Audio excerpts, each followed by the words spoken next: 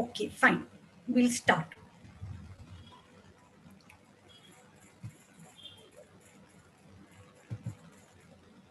Okay. Hello, students. I'm Ankita here. I am going to be just making you go through the syllabus for political science as an optional subject. Um, well, uh, when you choose an optional, there are a lot of things that you have to take into consideration. All right, so we'll be discussing a lot of stuff today. Today's lecture is just going to be introductory lecture. So I am not going to bombard you with a lot of information. Just going to give you an overview of what political science is all about. So you will come to know what you're going to be studying and whether you like the subject, whether you develop an interest for the subject or no. All right. So shall we start? Let's go ahead. Okay. Okay, now first, let me tell you about a little bit about myself. I'm Ankita. I have been teaching political science for almost close to 10 years now. So basically, yes, it's one of my favorite subjects. I love it. Political science has been my passion subject since a very, very long time. I have an MA in political science, and it was also my subject when I chose to give my UPSC. So I've been teaching for 10 years, and trust me, I'm still a student of political science because it's a vast subject. And every time you read something, you study something, you come across a new facet of political science. So now I'm going to go about it in a very systematic manner. Even if I'm here to talk about political science, especially as an optional subject, I am going to allow you also to know what all positives can political science come up with. How can it help you basically in getting more marks in your mains, as well as creating a general awareness, because that is exactly what UPSC is looking into. All right. So let's start. I'm going to have a PPT presentation so that points become simpler for you. In the PPT presentation, I have everything.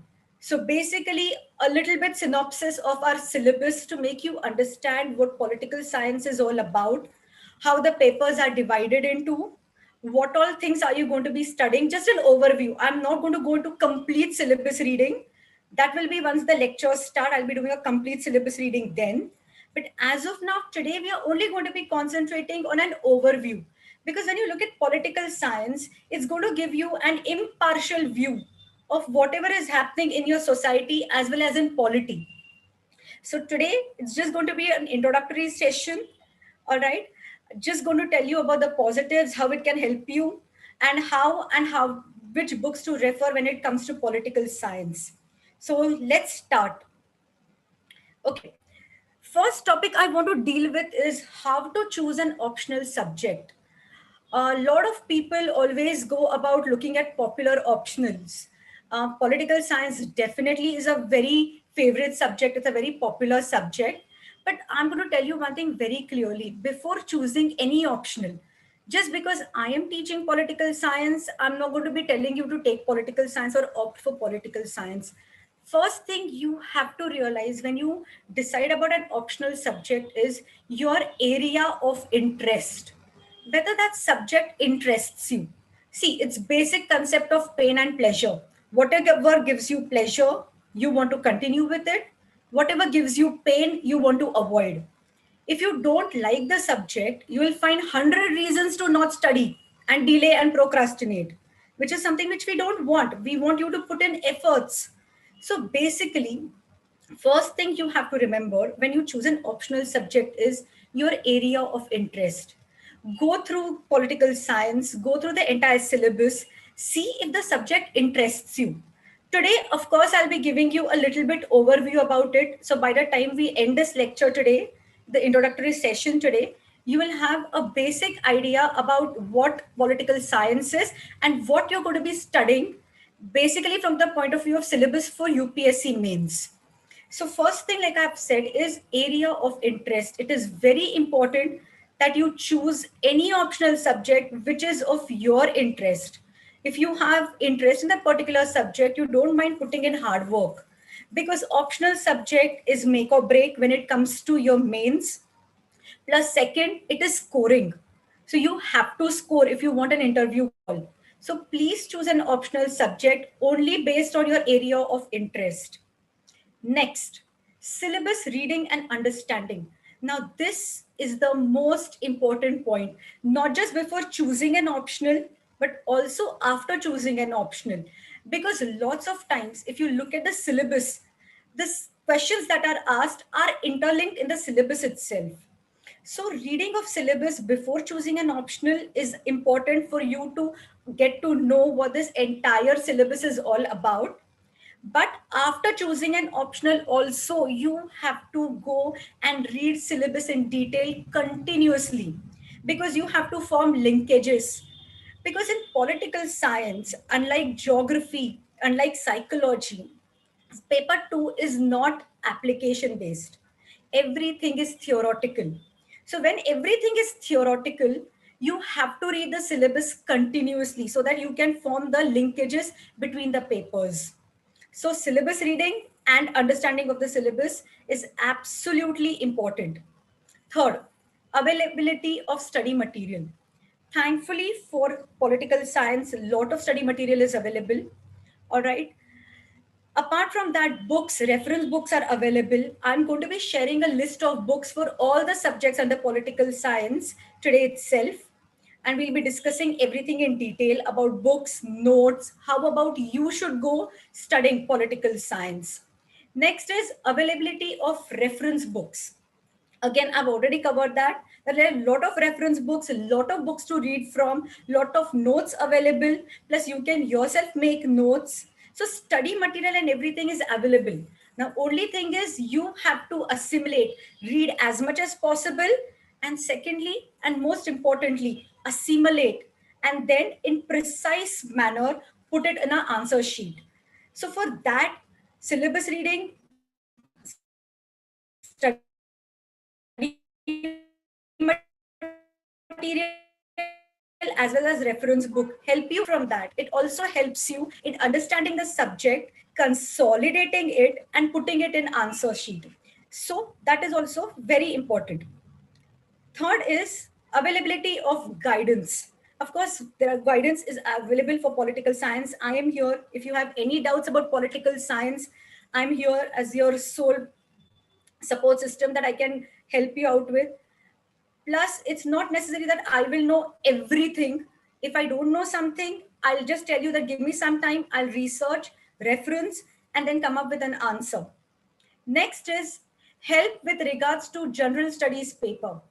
This is very important. This is where political science is actually why a popular subject or a popular optional is because it helps you with regards to your general studies paper. General studies paper 1, especially topic 2, 3, 4, 8, and 9, as well as entire GS paper 2, except topic 11 to 15. All other topics out of 20 in your GS paper 2 are going to be covered by political science as an optional. So you don't have to study extra for your GS. Once you study an optional, your GS also will be taken care of. Next,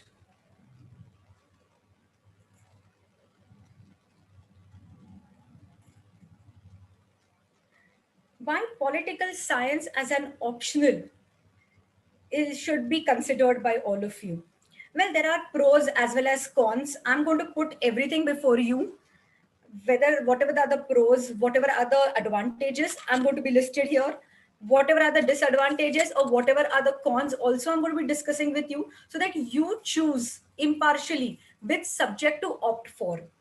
Now, why political science as an optional subject? First, it helps you in your GS paper 2, polity and IR. It helps you with governance also. And as I told you, it will also help you in your GS paper 1, especially with regards to your topic number 2, 3, 4, topic number 8 and 9 of your GS paper 1. GS paper 2, except for topics 11 to 15, everything is going to get covered under your political science. It increases general awareness. See, when you talk about political science, it is basically taking a bird's eye view of everything that is happening in India as well as whatever is happening in the world, because we are going to be dealing with international politics also. Third pro is books and other resources which are available readily. So yes, I'm going to be giving you a list of books and everything. We'll be discussing that in a later part of the session. So that is going to be taken care of. Impartial observation of political and social activity. This is very important because political science is going to give you a, what you can say, bird's eye view of whatever is happening. So you can form your own opinion. And that is what is important when you actually sit for an interview. Having an opinion based on proper facts as well as based on concepts is what is going to give you more marks when it comes to your personality test also. It tells you about constitution and its working. So basically helping in your GS paper, so you don't have to study again for GS separately, increasing general awareness. Plus, apart from that, books and resources are available. It helps you understand whatever is happening at national as well as international level. This is all what are the pros and advantages of political science as an optional. There are certain cons also. It is very lengthy. And I'm not kidding. Political science is a very lengthy optional. All right. Second, paper number 2 of political science, unlike psychology, is not application based. It is again theoretical. So you have to study for your paper 1, paper 2 properly. All right. Apart from that, competition is high because it's a popular subject. See, when it comes to political science, even if you don't have a background about political science, you can still read it, understand it, and score. So, a background in political science is not absolutely necessary. But if it is, it will just help you. It will just help you. If you have a background, it helps you in understanding political science. But even if you're a complete novice, you don't have anything to do with political science, your academic qualifications are from commerce or science background, still understanding political science is pretty simple. So that's why it's a popular optional. Plus, it helps in GS also. So basically, you don't have to put in extra efforts for GS. Requires understanding of concepts as well as mugging up. Now, this is very important because when you look at political science, there are certain things like political theory wherein you can understand the concepts. But there are certain parts like constitution, you have to mug up. All right. So it is a mixture of both. You'll have to buy heart certain stuff, you'll have to understand certain stuff. So it's a mixture of both. Class, can you hear me properly? Just put a hands up. After that, I can continue. Can you hear me? Are you with me? Are you on my page? Let me check. Okay. So till now you have understood the basic concepts as to how you're supposed to choose an optional subject. Just show me a thumbs up, no, or say yes in the chat box. Have you understood the basic part? Shall we go ahead? See, now I'm going to go into political science as a subject. So I want all of you to pay rapt attention. Of course, I'm not going to be discussing entire syllabus because 2-3 hours we'll go and discussing only the syllabus. So I am just going to give you a bird's eye view to acquaint you with political science. Once you get acquainted, then I'll be sharing books and syllabus, everything with all of you.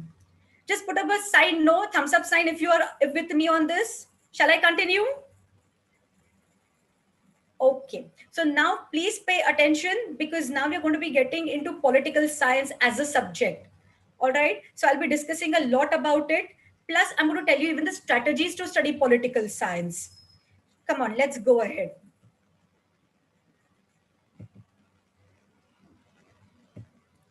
Okay. Like all of you have given me a thumbs up. So now we're going to start discussing political science as an optional. Now, of course, you know, optional subjects are divided into 2 papers, paper 1 and paper 2. Well, like psychology, like geography, there is an application based paper in paper 2. But like I told you, in political science, don't expect that. It is a completely theoretical paper. All right. In that, the paper 1 consists of your political theory. So, political science paper 1 is divided into 2 parts or 2 sections, part A, part B, section A, section B.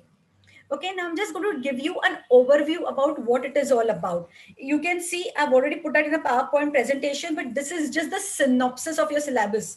Okay, this is not even 0.5% of your entire syllabus. I've just put the most important concepts that you need to understand before you choose political science as an optional.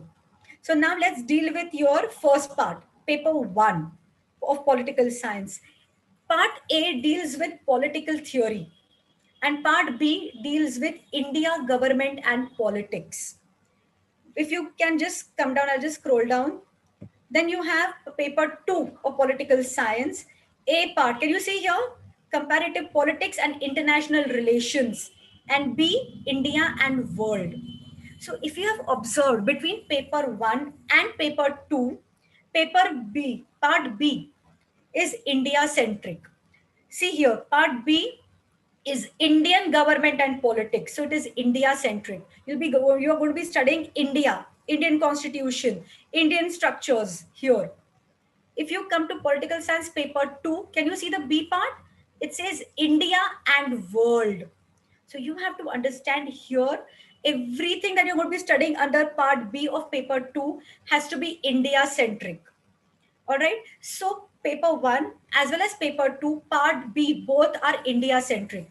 Paper 1 will be dealing with Indian constitution and Indian polity in general.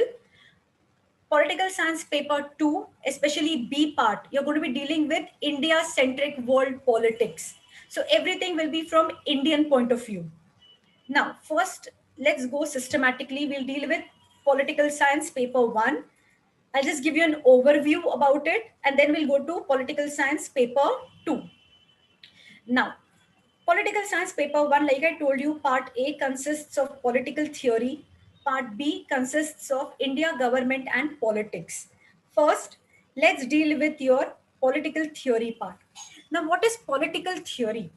Political theory is basically, when you talk about theory, theory means a systematic knowledge of a particular phenomena. So when you talk about political theory, it basically means a systematic study of a political phenomena. Now, what all you're going to be studying? Class, please remember, here I've just put a synopsis.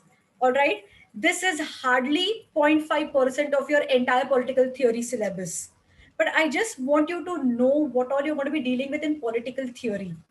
So let's start with first, what is political theory? All right, like I told you, it is theory is what? Theory is nothing but systematic knowledge of a particular political phenomena.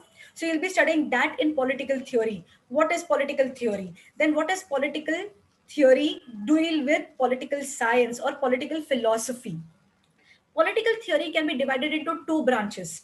One is political philosophy, one is political science. All right. Now, of course, when it comes to science, it is difficult calling politics a science because a lot depends upon people's behavior, voters' behavior, etc. So you cannot have systematic or scientific terminologies associated with political science.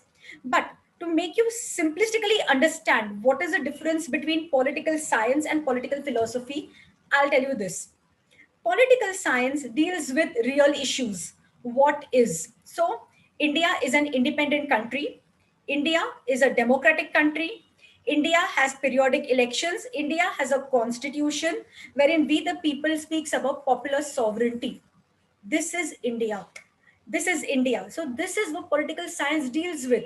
What is? All right. While political philosophy does not deal with what is, it is more concerned with what ought to be. So it is basically, they're not happy with the current system. They are thinking about what has to be, what shall be. So for basic example, when we'll be studying, can you see here? I've written Plato, Aristotle. These two are the perfect examples to explain political science and political philosophy. When you study Plato in detail, you'll realize he was not happy with the things happening in Athens. His teacher, Socrates, was killed by Democrats in Greece. So he was not happy with the system. And so he wanted to completely restructure the entire Athenian society. So see, what is he talking about? What ought to be, not what is. That is dealing with political philosophy. And because Plato is not happy with what is and wants to change, wants to, give you remedial measures for whatever is happening in the Athenian society, he is called as a father of political philosophy. because of what ought to be, not dealing with what is. On the contrary, you come to Aristotle. Aristotle is a student of Plato, but Aristotle deals with political science as a whole. That's why he's called as the father of political science. Plato is father of political philosophy. Aristotle is father of political science because Aristotle realized restructuring a society is not possible.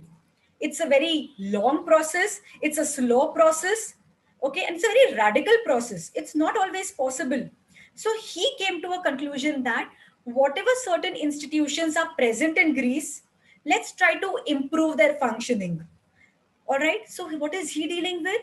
What is? That's why when you talk about Aristotle, you call him father of political science because he studied constitutions.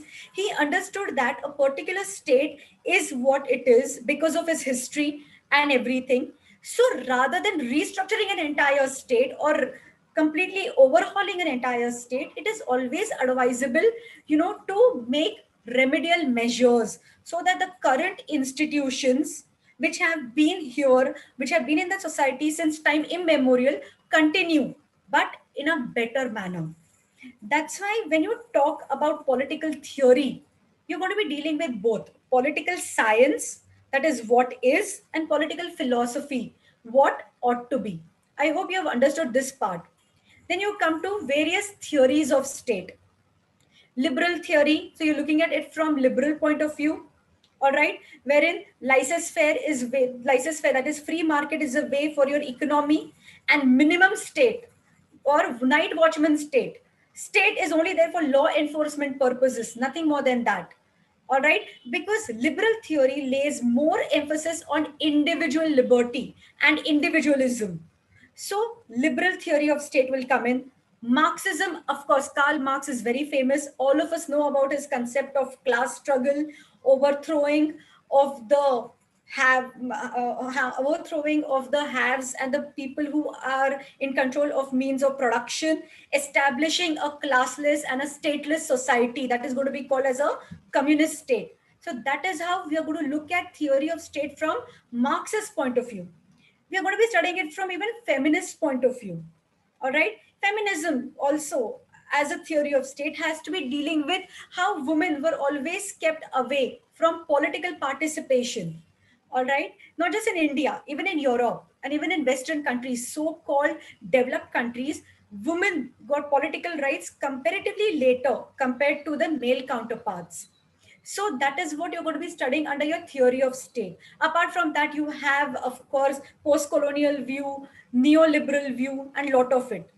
All right. Next, you come to ideologies. Ideologies like liberalism, socialism, Marxism, fascism, Gandhism, feminism, etc. Liberalism again is related to your liberal theory of state. All right. So you're going to be studying about what are the basic tenets of liberalism. All right, what is classical liberalism, what is modern liberalism, and what is called as neoliberalism. Everything will be studied and covered under your concept of liberalism as an ideology. Socialism, of course, you'll study a bit about Karl Marx. All right, that is how socialist societies came into being. But apart from that, socialism has been adopted by different countries in various different manners. All right, so you will be studying Fabian socialism, syndicalism, revisionism, um, all of this, utopian socialism, or guild socialism, and all of those facets under socialism. Because socialism was adopted by every country in a different perspective. Of course, every country is going to look at its own nation building process. All right, and depending upon whatever is suitable for them, whichever aspect of socialism or type of socialism was acceptable to their current scenario, they adopted it. So socialism, if you look at Karl Marx, his entire concept of Marxism is very utopian. It is very difficult to bring into practicality, and because of that, socialism has been changed and accepted in various formats. So those various formats like syndicalism, revisionism, etc., will be studied under socialism. Marxism, of course, is going to be dealing with Karl Marx. Fascism, very, very, very important. All of us have heard about Mussolini. all right, and Italy, and how the fascist regime was actually the one which influenced Adolf Hitler to start with Nazism. So you're going to be studying fascism, wherein extreme importance is given to your country and nation. All right. So it's kind of a concept of xenophobia, wherein a nation is the most important person or most important concept in your political life, as well as in your social life. So you'll be studying fascism that was started by Mussolini in Italy. Gandhism. All right, but in Gandhism, we're going to be studying, of course, about ahimsa, satyagraha. We'll be studying about his views on modernity. We are going to be studying about his Nai Talim, the way he came up with educational system, etc. All right, Sarvodaya, universal upliftment. So you're going to be studying about the basic tenets which were put forward by Mahatma Gandhi, the father of our nation. All right, so these are the ideologies. Now, again, when you talk about political theory, you've always heard about it. The concepts like liberty, equality, rights, etc. You open your constitution, open the preamble of your constitution. All these words will be seen. India is a sovereign, socialist, secular, democratic republic. See, democracy comes in, liberty comes in, equality comes in. All right, fundamental rights are guaranteed under Part 3 of your constitution. They are the most important part of your constitution, fundamental rights. So rights get covered here in your constitution also. So all this, what is liberty? What do you mean by equality? What do you mean by rights? What are the various theories of rights? Democracies, various types of democracies, etc. will be studied here. All right. Now, I'm going to be skipping the most important part and coming to your Western political thinkers. Class, this one topic, Western political thinkers, has 10 thinkers to study. Plato, as I've already told you, what ought to be. He wanted to restructure the entire Athenian society for whatever his reasons. All right. Then we're going to be studying Aristotle, the father of political science. All right. Now, because Aristotle comes in, he's going to be talking about slavery. He's going to be talking about what a best state should be, what is the best kind of polity. All right. So all of that will be dealt with under Aristotle. Aristotle is very pragmatic and he believes golden mean is the golden rule. Never go to extremes. Stay in between. All right. Moderate. The same thing we must have heard. Madhyama Marga, which Buddhist traditions also talk about, which Gautam Buddha talks about. So it's the same thing. Golden mean is golden rule. Never go to extremes of anything. Stay in middle. Find the best method to deal with the current problems is what you're going to be studying under Aristotle.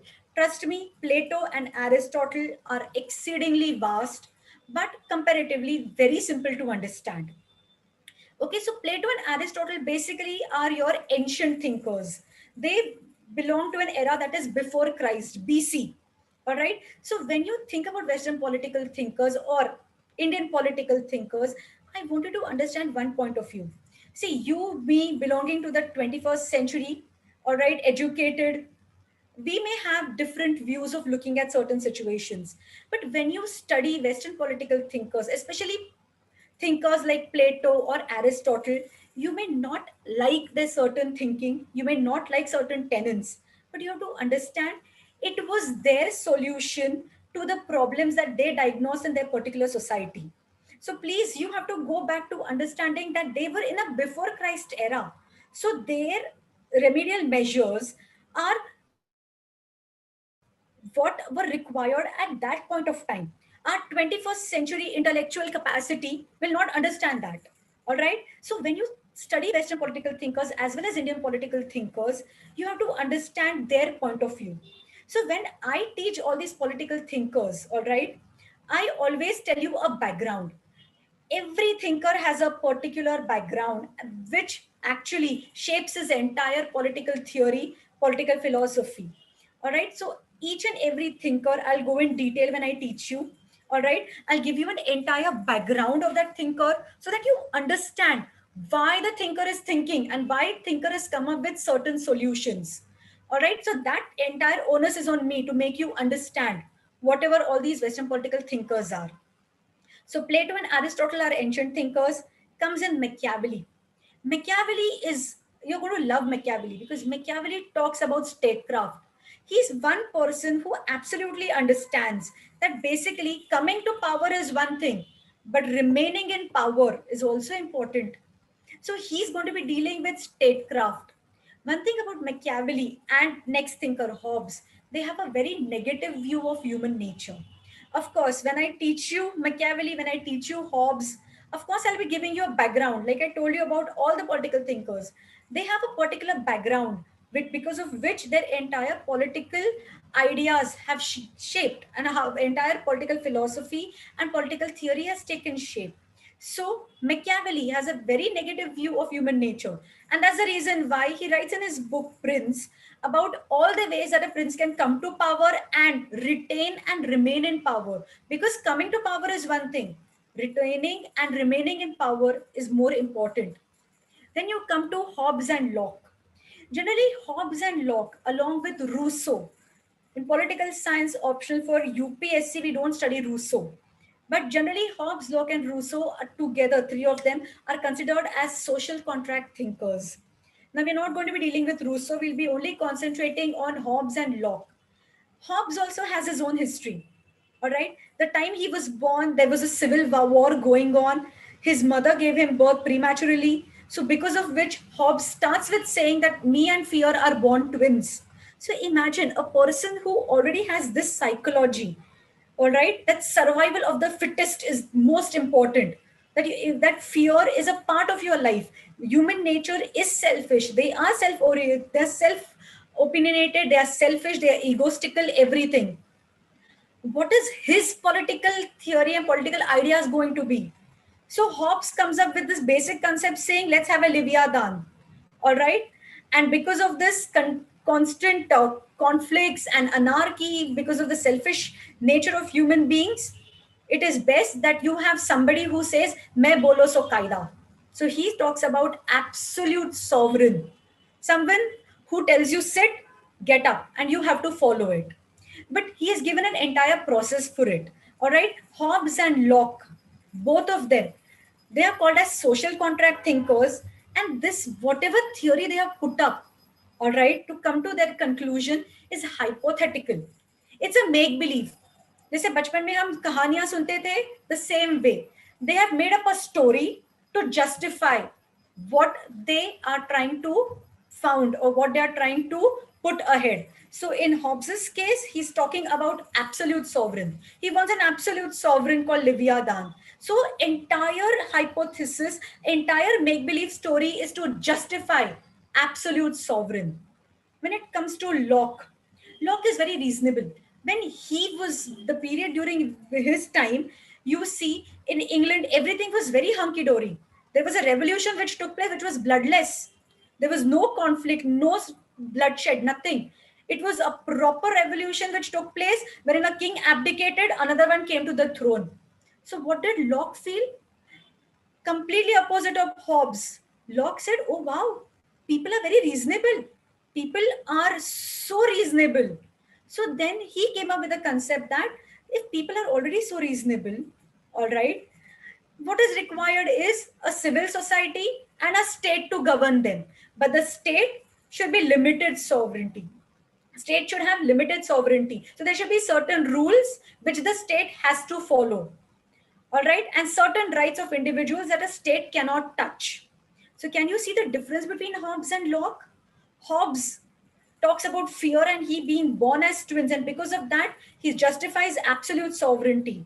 While Locke, because he has seen a bloodless revolution, he comes up with the conclusion that, listen, a limited government is the best because people are any which ways reasonable.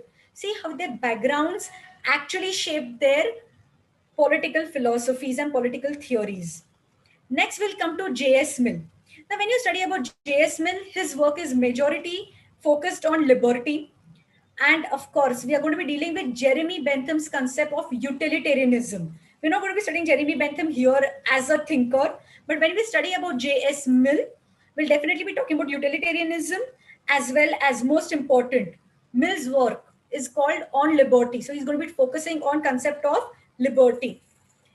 Then we come to Karl Marx. Everybody knows about Karl Marx, the class struggle, dictatorship of the proletariat, establishment of socialist society, which will then lead to a classless, stateless society, the concept of communism. Then we come to study Gramsci, Antonio Gramsci. Now remember, I had spoken to you about fascism, Mussolini. He was ruling over Italy. Now, Gramsci was imprisoned by Mussolini.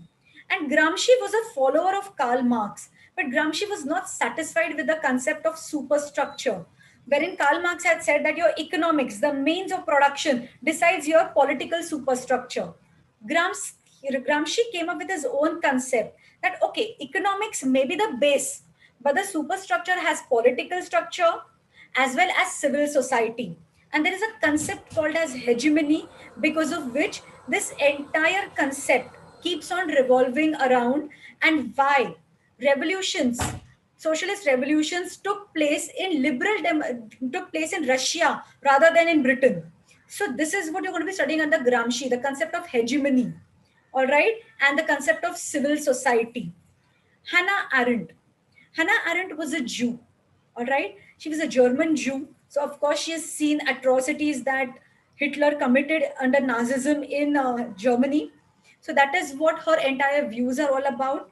She is going to be talking about concept of modernity. She talks about the concept of power, all right? And she is the first person to say that power as a concept is different from violence, it's different from force, it's power is different from your personal strength. Strength is what you and me have, okay? Force is what nature has. Power, she says, is when we act in concert, when we come together, we have power. So according to Hannah Arendt, power is only when you are acting in concert in public life. Once you go back to your private life, your power vanishes. That's her view. All right. You may agree with it, you may not agree with it, but that is her view. So we have to understand it from her point of view. Then she is talking about totalitarianism. So all of that, totalitarianism, concept of power, criticism of modernity, we'll be studying under Hannah Arendt. All right. So have you understood Western political thinkers? Let's go to Indian political thought. We've spoken about Western political thinkers. See, political science as a discipline comes from Greece. Okay. Plato, Aristotle, Greece. Politics as a term also comes from this term called as polis, which were Greek city-states to which Plato and Aristotle belonged to. So, of course, the basic concepts, liberty, equality, rights, democracy, all these concepts have most of the times come from Western world. We adopted them later on. All right. But when you talk about Indian political thought, we have our own features. All right. Our political thought is very cooperation oriented, it's collectivist. All right. It gives importance to spiritualism also. You'll deal with spiritualism when you talk about Sri Aurobindo. He talks about spiritual nationalism. All right. Then there is something called as Dharma Shastra. Under Dharma Shastra, you will be studying Manu. Okay, how Manu came up with this concept of how kingship is formed, etc. The different treatment given to Shudras, etc. will be covered under your Dharma Shastra. So Dharma Shastra is basically about your society. All right. Now comes the most important part, Artha Shastra, Kautilya or Chanakya as he is known as. Under Artha Shastra, we'll be studying statecraft. We'll be studying Saptanga theory, organs of the government. All right. See, there are a lot of theories in political science. Out of that, there is this theory called as organic theory of state. It basically means that entire state is an organ or organism which has different organs. For example, look at our own body. We have hands, we have eyes, we have head. All right. So your body is an organism, state. All right. And your hands, head, etc. are different organs. So for example, say legislature, the one which makes laws, executive, your government or judiciary. These are all the organs of a state. So this concept is called as the organic theory of state. The same theory, organic theory of state, can be seen under Artha Shastra, wherein Kautilya comes up with 7 organs of the state, right from king to amatyas, that are all those ministers, to your fortifications, to your treasury, etc. There are 7 organs that we're going to be talking under in the Saptanga theory of Arthashastra. All right. Then there is sixfold policy, how to deal with your neighbors. All right. Plus there is Mandala theory. It's a geopolitics theory which deals with how to handle geopolitics. Imagine Arthashastra and Kautilya talking about geopolitics in that period of time. Kautilya is supposed to be something around, accepted something to be around 300 BC. At that point of time, he's talking about geopolitics, which we talk about now. All right. So that is what you're going to be studying under Arthashastra. Dharma Shastras basically deal with right conduct, etc. Arthashastra belongs to a tradition which we called as Danda Shastra, dealing with statecraft and politics. So Arthashastra deals with your administration, statecraft, foreign policy, geopolitics, etc. So it is a very practical approach. Now, when you study Indian political thought and you study Arthashastra, he's very similar to what I spoke to you about Machiavelli. All right, both of them deal with concept of statecraft. So see, you have found a linkage here. Machiavelli also talks about the same, but Machiavelli was Europe, Italy, while Arthashastra, Chanakya was Indian subcontinent. All right, so see, a linkage is formed here.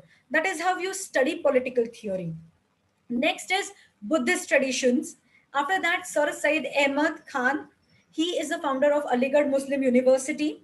So we'll be studying his views about increasing education, etc., in the Muslims.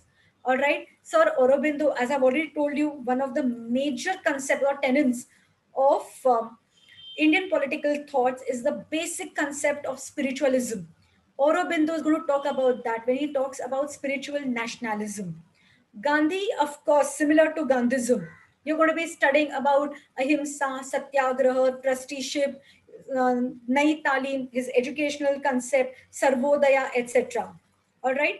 Plus his views about whatever is happening, especially about Varna system. We'll be talking about that. Ambedkar.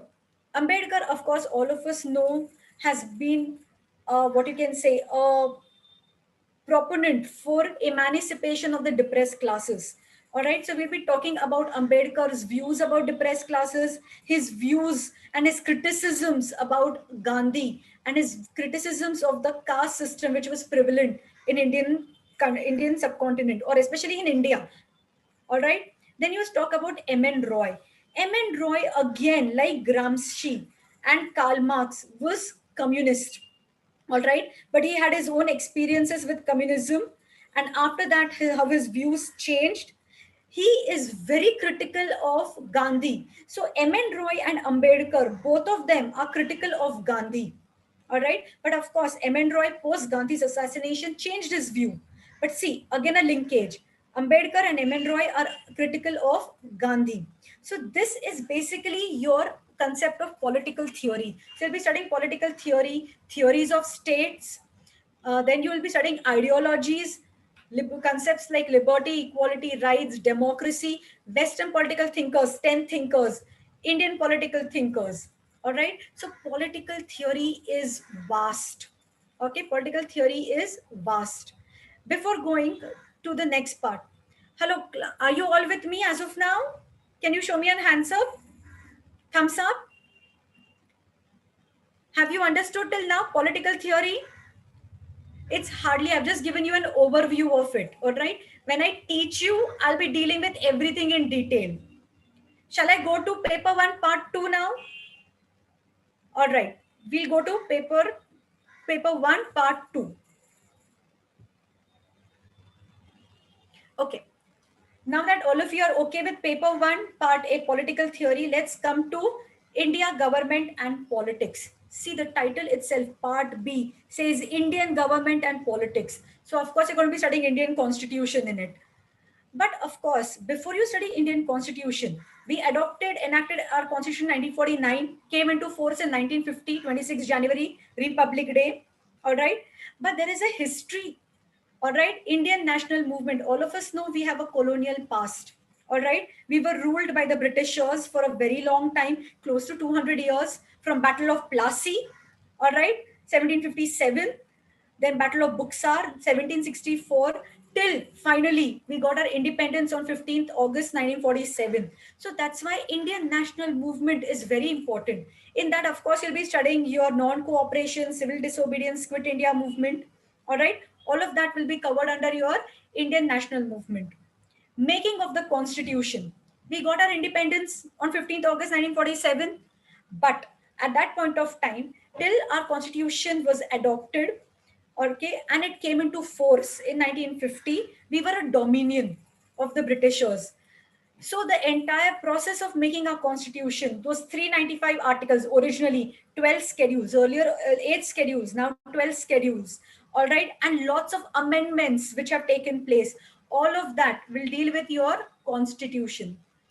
Okay, now when you talk about constitution, making of constitution, how it was made, what were the committees, etc., when did we adopt our national flag, etc., all of that will be studied under making of your constitution.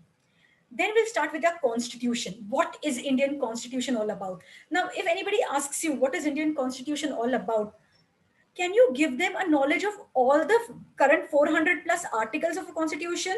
The person will get bored and run away. All right. So because of that, what they have done is we have something called as a preamble. Preamble is like your index. You open a book, you see the index, then you decide what you want to read. The same thing, preamble is telling you all the things that are a part of your constitution. So it tells you what kind of a state India is going to be, wherein the authority is going to lie, we the people. So the power lies with we the people, you, me, and all the citizens of our country. All of that is covered under your preamble. What is India? India is a sovereign, socialist, secular, democratic republic. It's written in your preamble. All right. Apart from that, remember in part A, we dealt with concepts like liberty, equality, etc. All of those parts are covered in your preamble. Justice is covered in your preamble. So we'll be studying preamble in detail. Fundamental rights, part 3 of your constitution. We'll be studying all the fundamental rights, all right, related to part 3 of the constitution. Directive principles of state policy. We call them as DPSP because it's very cumbersome to call it directive principles of state policy. Now, directive principles of state policy, DPSP, are covered under part 4 of your constitution. But only difference between DPSP and fundamental rights is that fundamental rights are justiciable. Article 32 and Article 226 of your constitution. If any of your fundamental right is violated, you can go to the Supreme Court under Article 32 and you can approach the High Courts under Article 226 of our Constitution. So basically, they are justiciable. That's the word we use. That fundamental rights under Part 3 of your Constitution are justiciable. When you talk about directive principles of state policy, Part 4, and fundamental duties was not there in the original Constitution. It was added later by 42nd Amendment Act, 1976. All right. So this is part called as part 4A of the Constitution, all right, which deals with fundamental duties. The basic concept was fundamental rights have already been enshrined in your Constitution when it came into force.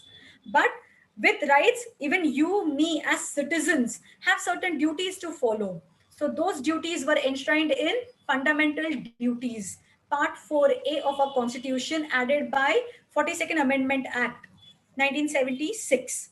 All right.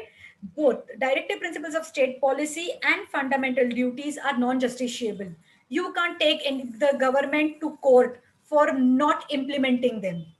But any violation of your part 3 fundamental rights, you can directly go to court under 32, Supreme Court, under 226, your high courts. All right. Now comes the amendment procedure. Only one article, 368 of our Constitution. Now, remember I told you about fundamental duties were added later on to your Constitution. This was done under Article 368. What is amendment? Amendment means to add something, to subtract something, or to vary something. So this amendment procedure under 368, I'll be dealing with in detail. All right, what is simple majority? What changes can be made by simple majority? What is special majority? And what is consent of half of the state legislatures? Everything will be dealt with in detail under amendment procedure. Just remember, amendment procedure is under only one article, 368. Fundamental duties, which was added later on, is the best example of your amendment procedure. Part 4A of your constitution. Next is emergency provisions, very, very important. Article 352 of your constitution deals with proclamation of national emergency. 356, President's rule or failure of constitutional machinery. And third, 360 deals with the most important one, financial emergency. But luckily for us, we never had a financial emergency imposed. So you're going to be dealing under emergency provisions. You're going to be dealing with three kinds of emergencies. Article 352, national emergency, or what we call as proclamation of emergency. 356 is basically state emergency or president's rule, and or failure of constitutional machinery. And third is 360, which deals with financial emergencies. Now, class, what happened is, see how history changes everything. All of us are aware that emergency was imposed in India from 1975 to 77. All right. Please remember, emergency is always proclaimed by the president. We generally blame Indira Gandhi for a proclamation of emergency. But please understand, emergency is proclaimed only by the president of India. So what happened, because of our bad experience between 75 to 77, 44th Amendment Act 1978 was passed, all right, and it brought about lot of changes when it comes to emergency provisions, all right. So all of those changes brought by 44th Amendment Act in emergency provisions also will be studied in detail. Emergency provisions, amendment procedures, fundamental rights, I will be doing in detail with you, all right, with proper charts and everything. All right, next is judicial review. See, class, when you talk about political science or basically the structure, even including Indian constitution, we have three organs. First is legislature, your Indian parliament. Legislature, L for legislature, L for making law. Executive, executive is to execute. Okay, that is your government. And third is judiciary, to see that the law made by the legislature and to be implemented by the executive, whether that law is within the framework of the constitution. Okay, is it within the framework of the constitution? Is it violating fundamental rights? Is it affecting or violating any part of the constitution? If yes, the judiciary, all right, will declare it as ultra vires. It will declare it as ultra vires. So that is basically the concept of judicial review, that whether a law passed or to be implemented by the executive is within the framework of the constitution or not. If it is, it stays. If no, it is ultra vires. That is in simplistically put your concept of judicial review. All right. Basic structure doctrine. Basic structure doctrine we'll deal with in detail when I teach you amendment procedure. There was a major controversy that happened. Okay. So finally, basic structure doctrine is not a part of your constitution. It is a judicial innovation. All right. And it came under Keshwananda Bharti case. I'll tell you the entire story so that it becomes interesting, because a lot of facts to be remembered. So I'll put it in a story format for you so that you remember whatever the entire story of basic structure doctrine is. Okay, class, let me tell you, basic structure doctrine, whatever judicial innovation came up with, whatever basic structure stands, okay, comes from judicial decisions. So judicial decisions, judicial cases in Supreme Court, they come up and tell you what is a basic structure. It is not given in your constitution. It's a judicial innovation under Keshwananda Bharti case.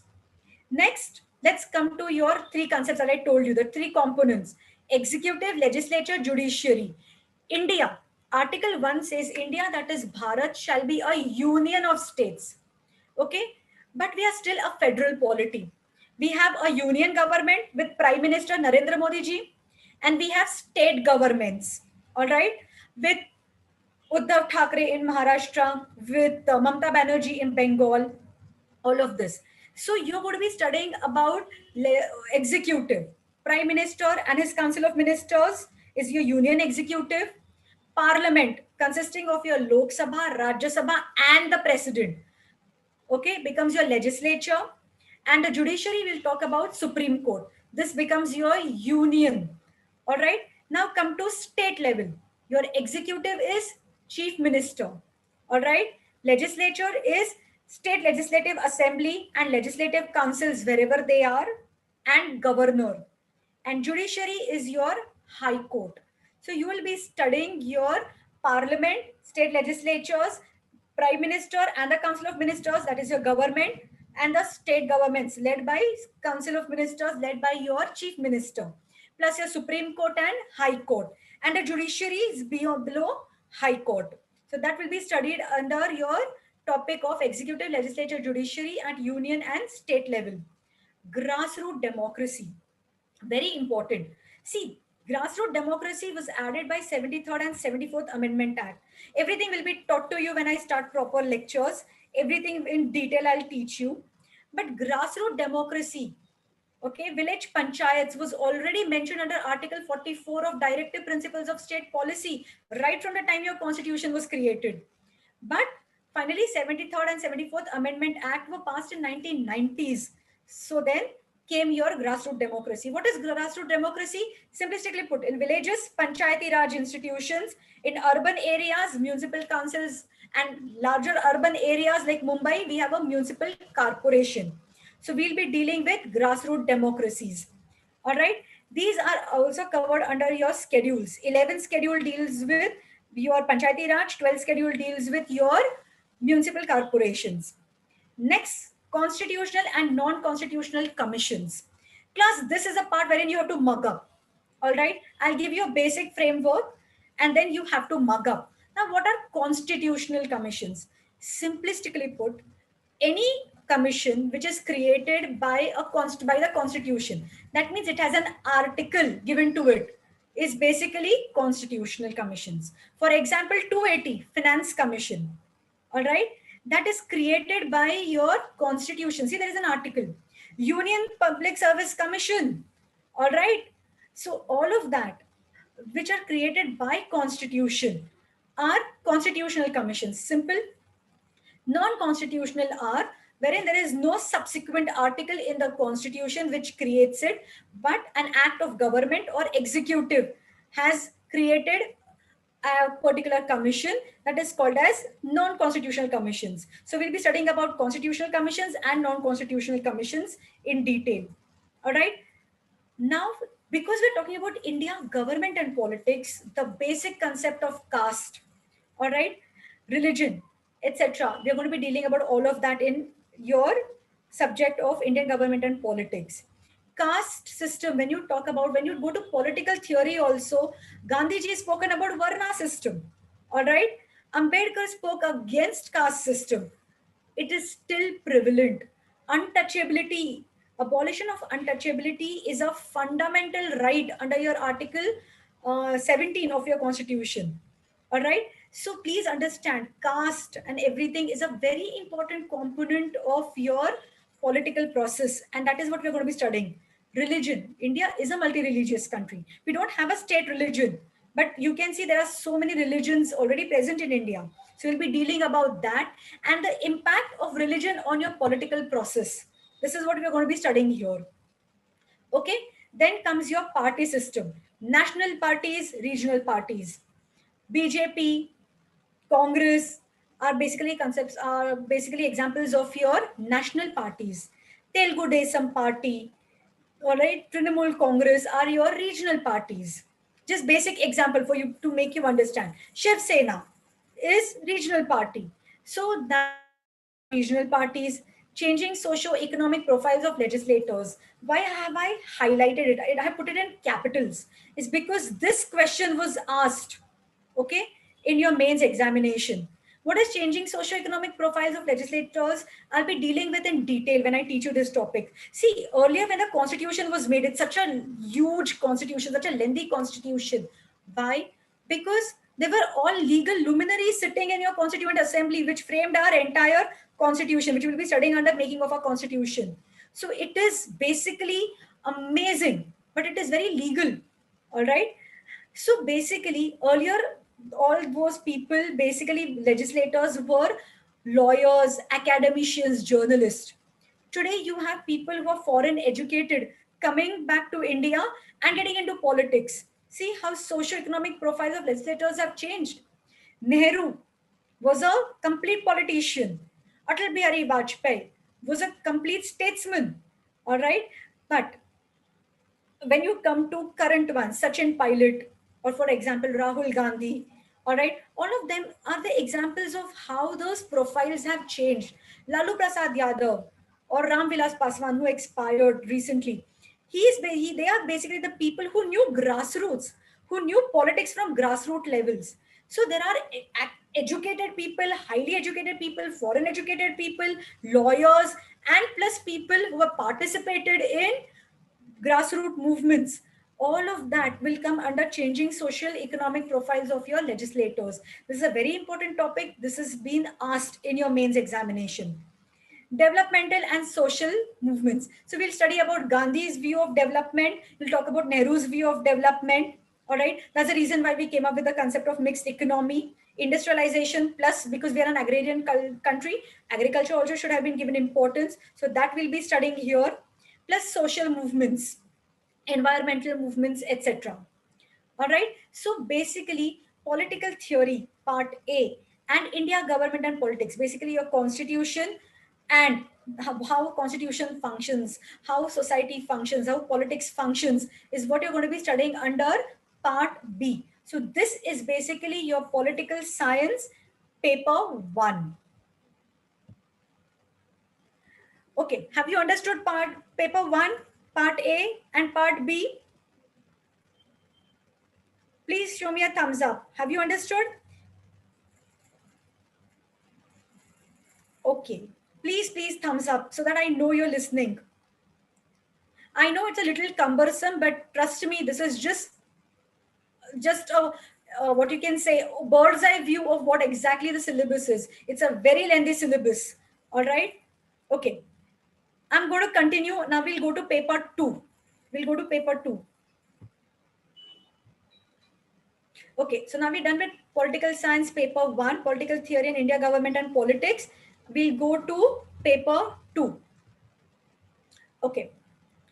Now class, when it comes to political science paper 2, this is part wherein there are part A and there is part B. Part A deals with comparative politics and international relations. Look at what the topic says, all right? Comparative politics. Why comparative politics? Remember when I was telling you about Aristotle, I said he studied lots of constitutions to come up with the best theories, best concept of state and kingship. Same way, comparative politics basically deals with comparing various political processes, political institutions in various countries. Comparative politics, you have to understand, is a very recent concept. All right. And why did it come up? All of us, India has a colonial past. We became independent in 1947. A lot of Latin American countries, African countries, Asian countries also became independent in 1940s and 1950s. And because of that, you could actually compare the political process in developed countries and political process in developing countries and underdeveloped countries. And that's why comes the concept of comparative politics. You're comparing them. All right. So please understand, comparative politics is a very recent concept. Even if Aristotle did it, it was in a very limited scope. Today, the scope is much more widened. All right. We have proper approaches to study of comparative politics. All right. Which we'll be dealing with when I start teaching you and go in detail. Okay. International relations. Now, class, please pay attention. I hope you've understood what is comparative politics. All right. International relations is a part which is a little tricky because when you talk about international relations, you're supposed to give a bird's eye view. Your answer is not supposed to be India centric. India centric answers will come here, wherein part B says India and world. All right. International relations, please pay attention and get this concept clear. Political science paper 2, part A, especially international relations part, you have to just treat India as one of the nations amongst other nations in the world. All right. Answer cannot be India centric. All right. So please understand that's the difference between international relations is bird's eye view, impartial view of whatever is happening in the entire world politics. While part B is India centric. That will be India and UN, India and US, India and Russia. So this is what is dealt with in part B, not in your part A of your constitution. So just repeat this again, then we'll move ahead. Political Science Paper 2, Comparative Politics and International Relations. I've told you why comparative politics came up, because of new countries coming up. All right, so scope widened, so you could compare the political processes. International relations take a bird's eye view of everything, and it's not supposed to be India centric. Let's deal with your Political Science Paper 2A, Comparative Politics and International Relations. So what are you going to be studying in comparative politics? Nature, approaches, state and comparative politics, etc. All these topics, I'll give you notes also. All right. Plus, I'll discuss in detail when we come to it. All right. When we start actual lectures. Then we come to international relations. Approaches to study IR. So there are going to be approaches to study comparative politics. There is certain approaches to study IR. Okay, realism, etc. So all those approaches will be studying. Concepts. Now comes the basic concepts here, like national interest. Every country has a national interest. All right. Those national interests can be primary national interest, like your security. All right. It can be secondary national interest, like protection of Indian diaspora abroad. Now, for example, just to give you a basic idea about national interest, because of the COVID situation, you remember one day Bharatam flights to which were sent by India. Indian government was operating them so that our people staying abroad can come back to India. That is basically the concept of your national interest. It was a national interest at that point of time to take care of Indian citizens stranded abroad. So that also can be your national interest. Okay. Next comes your security. We'll be dealing with the concept of security, what it entails. Power. What do you mean by power? And how do you influence it? Transnational actors. Terrorism will be dealt under here. Okay, because this transnational actors, MNC, globalization also comes here. Now, next topic is the most important topic and a very interesting topic. Cold War. I'll be telling you entire Cold War, how Cold War started, how Germany was bifurcated, okay, how Berlin Wall was created, Cuban Missile Crisis, detente, okay, and how later on you have SALT and START, etc.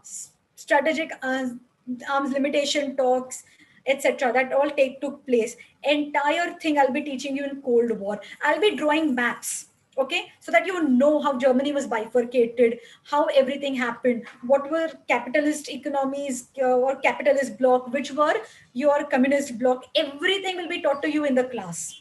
All right. United Nations. Everybody knows about United Nations. All right.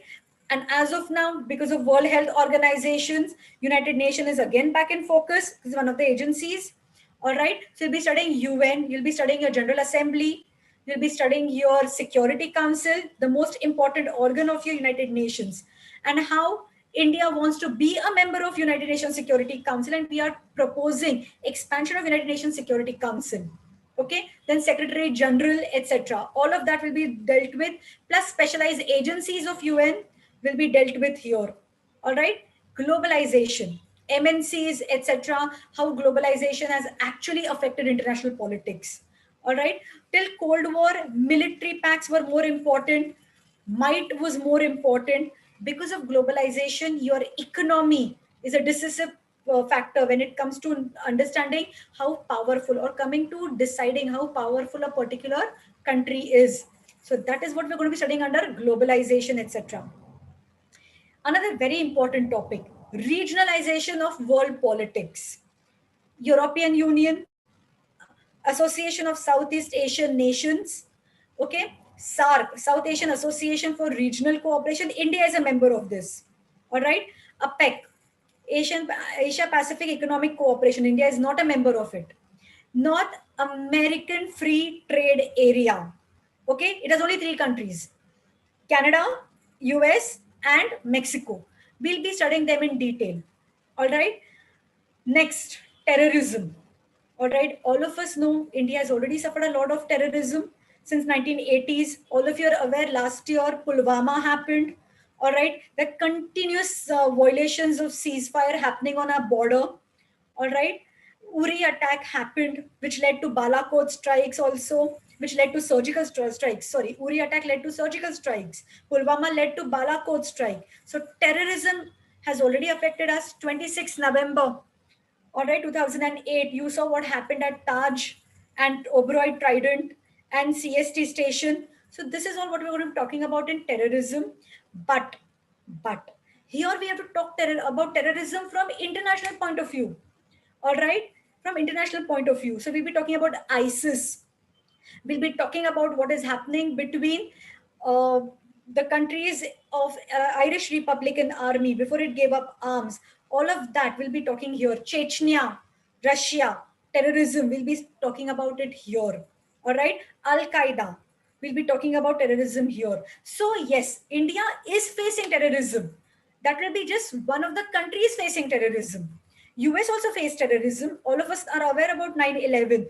That is what we are talking about, terrorism under international relations. So yes, you can mention India, but cannot make the answer India centric. Okay, that is a trick. Human rights. Here you will be studying about Universal Declaration of Human Rights and international covenants on economic, social, and cultural rights, etc. So those will be studied here in human rights. Okay, nuclear proliferation. Very important topic. I'll be teaching you India's nuclear doctrine. I'm going to be telling you why and how 1974 tests happened and how 1998 test Operation Shakti happened. I'll give you an entire history, okay, with everything in a story format so that you remember the nuclear proliferation. Plus, from international point of view, we'll be dealing with non-proliferation treaty. It's a very important treaty. India is not part of it. Then CTBT, Comprehensive Test Ban Treaty. All right, and other nuclear proliferation, to stop nuclear proliferation, all the other new treaties that have come into force or are being discussed, that we'll be studying under nuclear proliferation. All right, so this is what is your political science paper 2A, comparative politics and your international relations. You can definitely mention India here, but answer should not only be from India's point of view. All right, so this is, once you start studying and once you start answer writing, you'll understand how to go about it. So now we've dealt with part A. Let's come to part B. India and world. Title itself says India and world. So everything is India centric. Look at the topics. India's foreign policy, determinants, your history, your geography, your economy, your people, your public opinion, your leadership. Everything is a determinant of your foreign policy. But these are internal determinants. There are external determinants. Now, all of a sudden, we were not aware about COVID till something about last year. All right. So, but COVID came up. That also made a lot of changes, all right, in our foreign policy.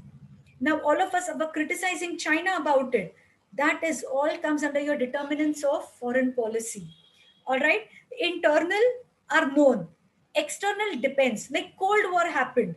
All right. At that point of time, Indian foreign policy was directed in a way to deal with Cold War. When terrorism happened, it was, or when wars in Afghanistan and Iraq happened, we external determinants decided how India viewed or how India played a role in Iraq and Afghanistan. So determinants of foreign policy, policy making institutions, all right, continuity and change. Indian foreign policy has been going since a very long time. If you trace the history of Indian foreign policy, you can trace it before independence. All right. So how it changed from idealism to realism. What has changed? What has changed? All of that we'll be studying under your continuity and change. Best example of continuity and change is your non-alignment movement. When I teach you in detail, I'll tell you how it has changed. All right. Now, contributions to NAM. We were one of the founding fathers of non-alignment movement. It came into being in Belgrade, then Yugoslavia in 1961. Now Yugoslavia does not exist. It's disintegrated. So India's role in NAM, because we are talking about India and world. So the focus is on India and non-alignment. How much importance India gives to non-alignment. Nehru started it. So basically, we were very enthusiastic about participating in NAM. And that you have to understand, when non-alignment movement was created in 1960s, we had just got independence about a decade or so back. We had just come out of a colonial rule for almost 200 years. And to come out of it and then choose whether to support US or to support USSR, okay, we were not happy with it. We were not happy with it. We wanted to decide what is important for us, ourselves. And that's why we decided we'll remain non-aligned, neither with US, no military pacts with Soviet Union. Decide what is important for ourselves. So our non-alignment became an important objective of our Indian foreign policy so that we could concentrate on our own nation building and concentrate on our own national interests.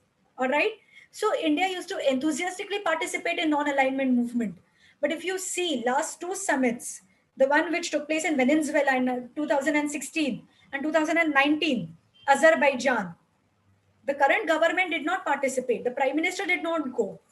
Our vice president represented India. So it shows change. It shows change that yes, non alignment is important, but it is not very important. It's not a primary objective of Indian foreign policy currently. If the government changes or government changes the foreign policy, then non-alignment can come back again. So this is what is continuity and change. India's relations with Pakistan, topsy-turvy, continuity. But India's focus on non-alignment, change. All right. So this is what you're going to be studying under foreign policy. What has been continuous, what has changed. And NAM is a very important deciding factor. Non-alignment is very important because questions are generally asked from non-alignment.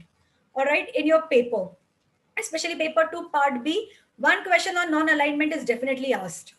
All right, India and South Asia.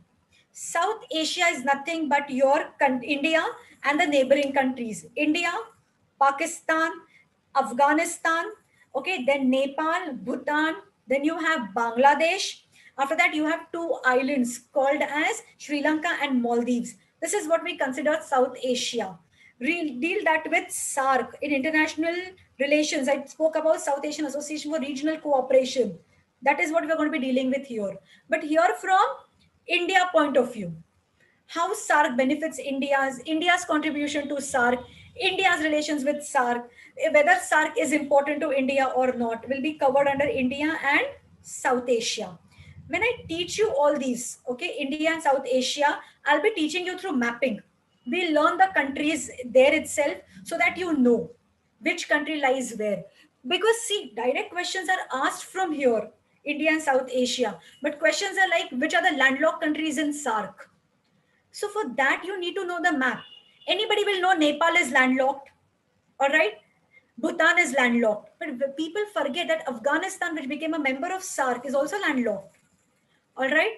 So for this reasons, to know which are landlocked countries, like I told you, island countries, Sri Lanka and Maldives, all such questions are asked. So that point of time, presence of mind is very important. So I will be doing mapping with you when I teach you India and South Asia. I'll tell you where is India, how these countries are, which are landlocked countries, island countries, etc. So you know what is exactly Sark. So the next time anybody says Sark, you will know which countries we are talking about. Now comes bilateral relations. Bilateral means between two, India and US. All right, India and European Union, India and Japan, India and China. Now, class, I want to tell you one thing about China. When you talk about India's relations with China, we call it Sino-India. Sino, Sino-India, not Indo-China. Indo-China is Laos, Vietnam, Cambodia. It's a very different region. If you write Indo-China, the complete concept of your answer changes. So whenever you talk about India and China, you have to call it Sino-Indian relations or Indo-Sino relations. All right. So Sino is China. Indo-China is Laos, Vietnam, Cambodia. You will study that when you study ASEAN countries. All right. Or Southeast Asia countries. So India's relations with US, India's relations with European Union, India's relations with Japan, India's relations with China, India's relations with Russia, African countries, and Latin American countries. Africa and Latin America also have colonial past, so we have a lot to share. And generally, we meet these countries, African and Latin American countries, on the platform of non-alignment movement. All right, so we'll be studying about it. Then you will study about India and United Nations. Okay, you'll talk about nuclear questions.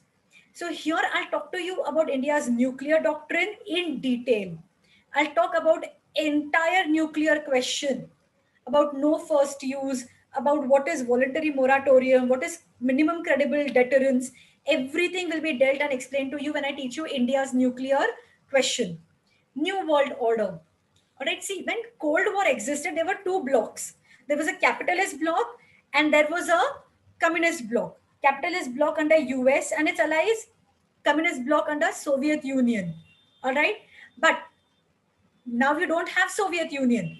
All right, it disintegrated in 1991. Cold War ended. So now bipolar world does not exist. Two blocks don't exist. It's either you look at it from unipolar, that America is dominant power, or multipolar. So we'll be discussing whether it's a unipolar world or a multipolar world when you talk about New World Order. In New World Order, we'll also be talking about a very important concepts like terrorism, etc. also. So this is basically your political science paper 2. A deals with comparative politics and international relations. B deals with India and world. Class, have you understood till now? Are you all with me? So your syllabus reading luckily is done. Okay, syllabus reading is luckily done. I hope I've been able to just give you an overview of what you're going to be dealing with in political science. Just put up a thumbs up sign, no, rather than chat. Just put up a thumbs up sign so that I can continue. Hope you all of you are finding political science interesting. All right. Class, once I deal with all this PPT is over, I'll take your questions also. Okay. But as of now, let's complete with whatever about political science and introduction to political science. I want to deal with your syllabus. I've already told you. I'll talk about books and everything. I'm going to put up an entire list of books. I wanted to know that. Then I'll tell you how to go about studying. All right. So that is what we'll be discussing. After that, I'll take your questions also. All right. So please pay attention. Okay. So already we have dealt with how to choose an optional subject. Why choose political science as an option? I've told you both pros as well as cons. All of you have already shown me thumbs up because you've understood what is political science paper 1, part A and part B. All right. You have understood what is political science paper 2, part A and part B. Now let's come to your most important concept, paper pattern. All right. Now both paper A and paper 2, both of them. See, you have A and part B. Part A, part B. Political science paper 1 again. Part A is political theory, part B is India government and politics. So this I'm going to talk about both of them cumulatively. Okay. In paper 1 and paper 2, part A, question number 1 is going to be compulsory. There will be 5 questions put to you. You have to attempt all 5. Okay. Each carries 10 marks. So that becomes 50 marks. Because of this, because of question number 1, all right, you cannot put anything in political science for option. Everything has to be studied. All right. So because of that, political science, even though it is lengthy option, you cannot take it for granted. You cannot leave anything for granted or out or not studying about it, because anything can be asked in question number 1 and it is compulsory. If you can't answer, 10 marks gone. All right.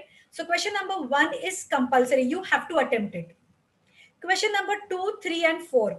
So paper 1 and paper 2 part A have 4 questions. Question number 1, which is compulsory.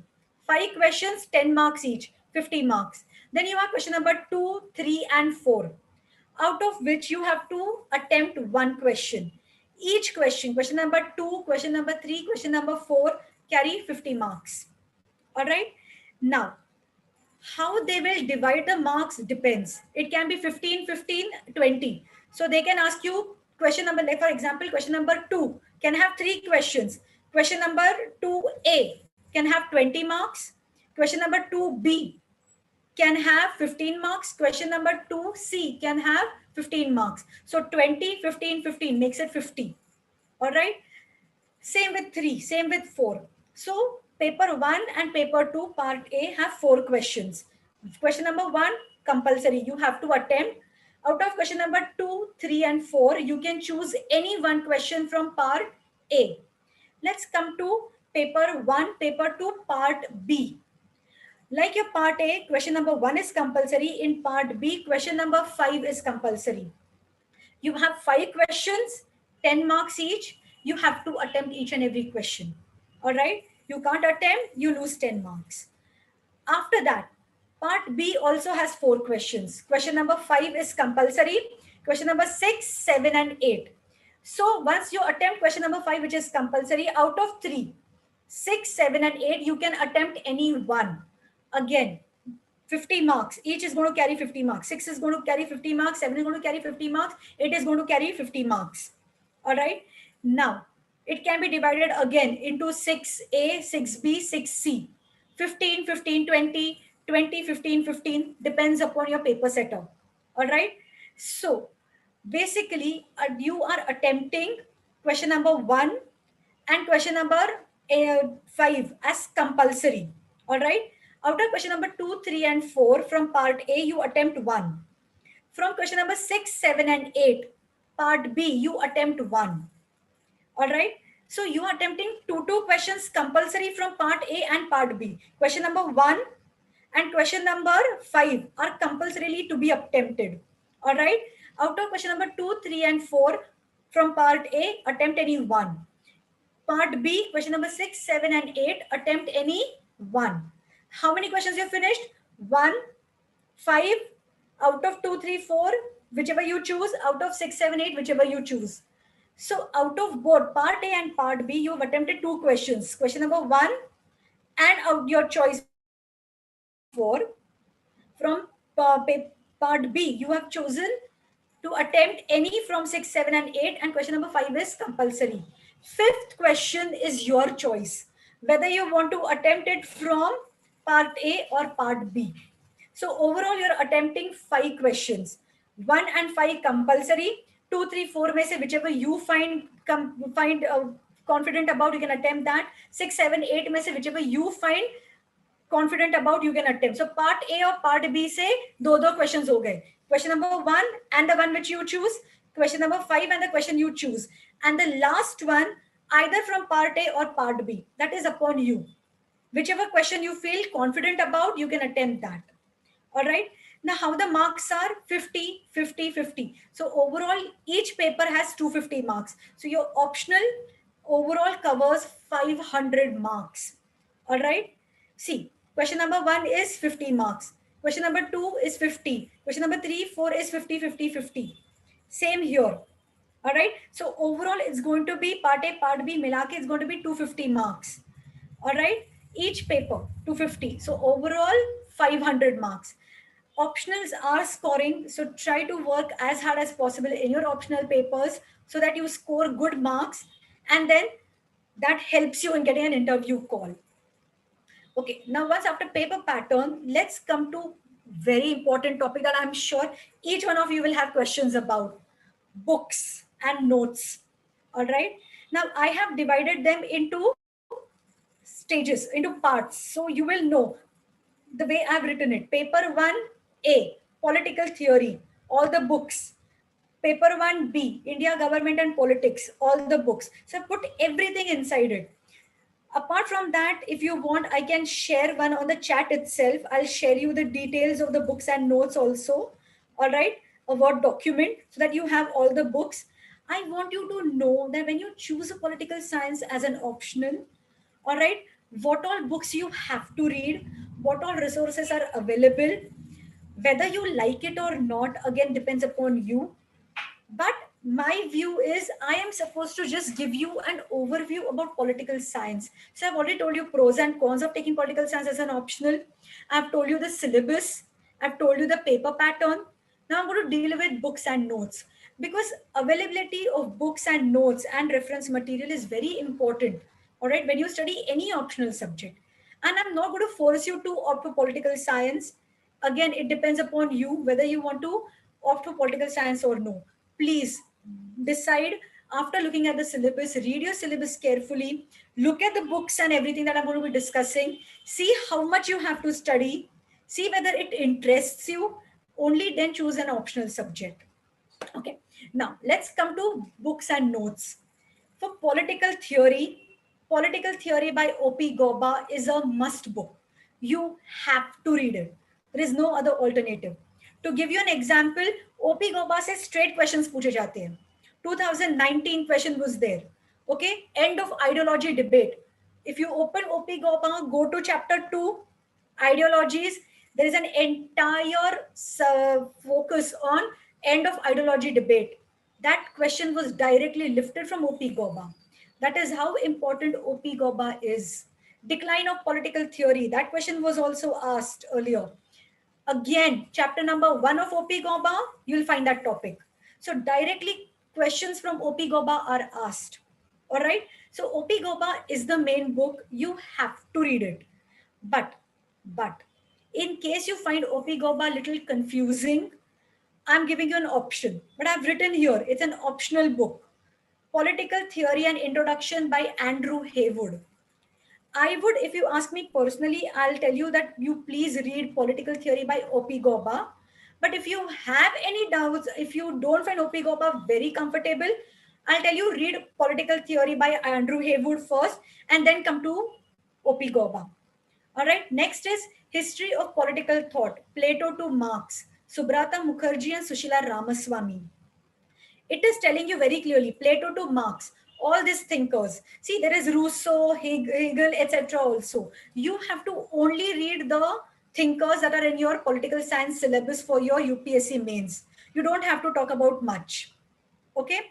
So, you have to read this book, History of Political Thought, Plato to Marx, Subrata Mukherjee and Sushila Ramaswamy, along with O.P. Goba. I would advise you to just go through it. Okay, just go through book, the third one, History of Political Thought from Plato to Marx by Subrata Mukherjee and Sushila Ramaswamy. Political Theories, Ideas and Institutions by Amal Ray and Mohit Bhattacharya. It's optional. It's optional. You want to read it, read. If you don't want to read it, nothing like it. No problems. As long as you're reading political theory and history of political thought from Plato to Marx, you're fine. All right. So, political theory, ideas, and institutions, Amal Ray and Mohit Bhattacharya. I'm leaving it upon you. All right. Now, political theory by O.P. Goba is cumbersome. Okay.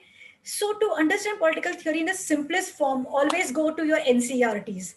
NCRT has this class 11 book called Political Theory. I would advise you read Political Theory of NCRT class 11 first, then go to Political Theory by O.P. Goba. All right. If you find O.P. Goba difficult, read Political Theory of NCRT, go to Political Theory by Andrew Haywood. But then you have to read Political Theory by O.P. Goba. We don't have an alternative. Questions are directly lifted. Okay. So the subject matter is covered in O.P. Goba is comprehensive.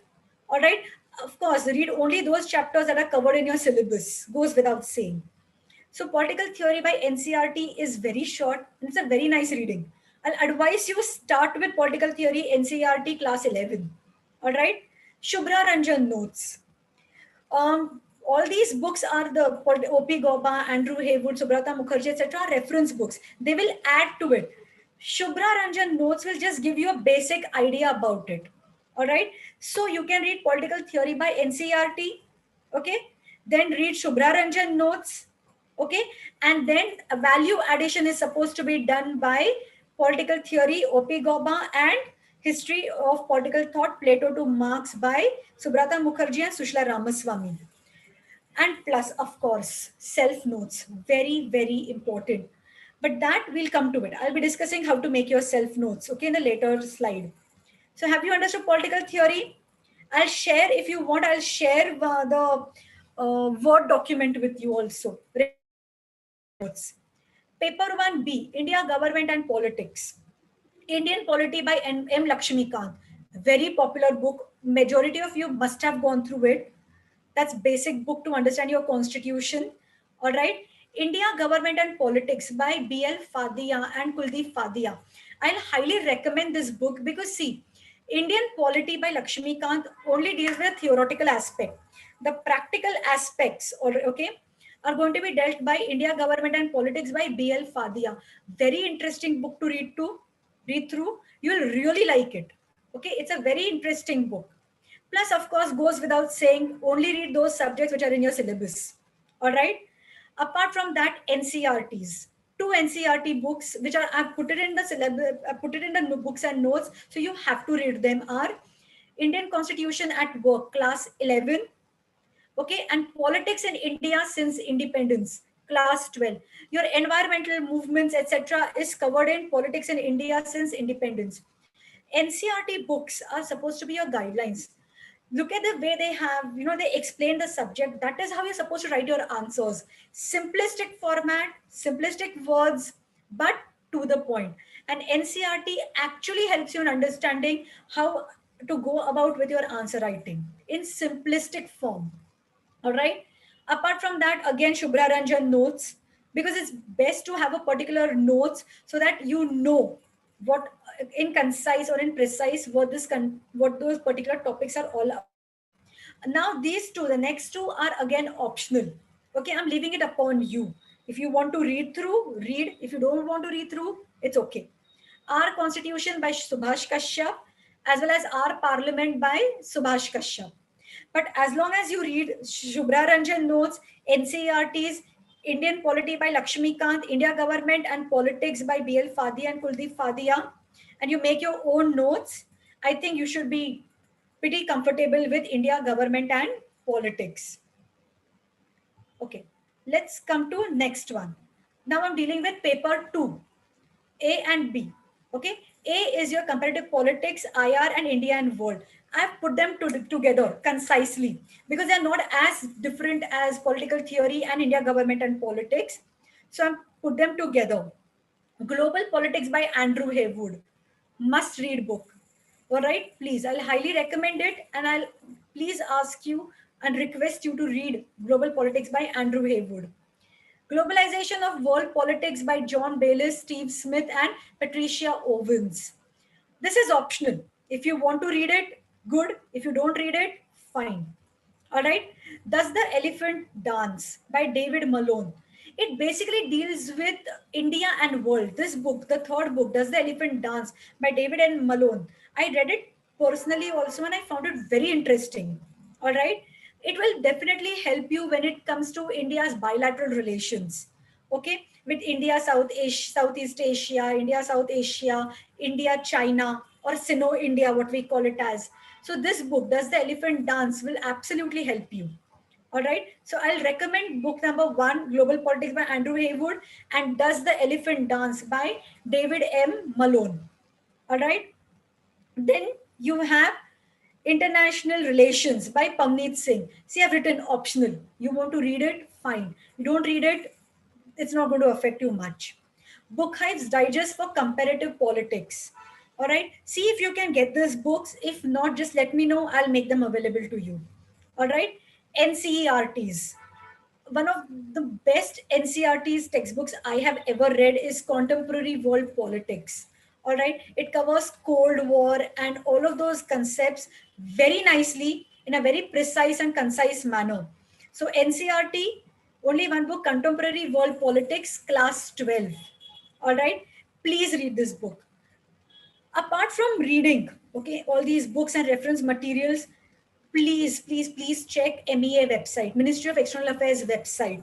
If you are on Twitter, okay, they have a Twitter handle and everything also, you can cover that. All right. Next, newspapers, very important. Of course, now we have apps for all the major newspapers, so you can read whichever newspaper you want. I will not always make a compulsion that you read Hindu. It's okay. You can read through Hindu. You can read Indian Express also. Indian Express also has very good articles. All right. So reading one newspaper thoroughly is recommended, not just for international relations, not just for India and world, okay, but also for your Indian polity. Because if you observe paper patterns, lot of current affairs are asked in your questions, okay, in your mains. So it will keep you abreast about all the political happenings in India as well as abroad. All right. So reading one newspaper is compulsory. Listening to news bulletin, I will recommend that at least listen to one news bulletin, especially evening news, because it covers entire day, whatever has happened. If you can listen to BBC, etc., you'll get a wider view of international relations. So that will also help you in knowing what is currently happening. For example, Ethiopia is going through a conflict. Tigray, is there is a conflict happening in Tigray region, that the northern region of Ethiopia. Armenia Azerbaijan conflict which happened about Nagorno Karabakh. All right, all of this is what you can understand about when you read newspapers and when you listen to news bulletins, especially BBC, CNN.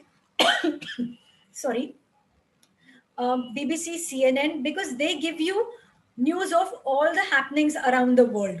All right. So any newspaper and news bulletin, I'm leaving that upon you.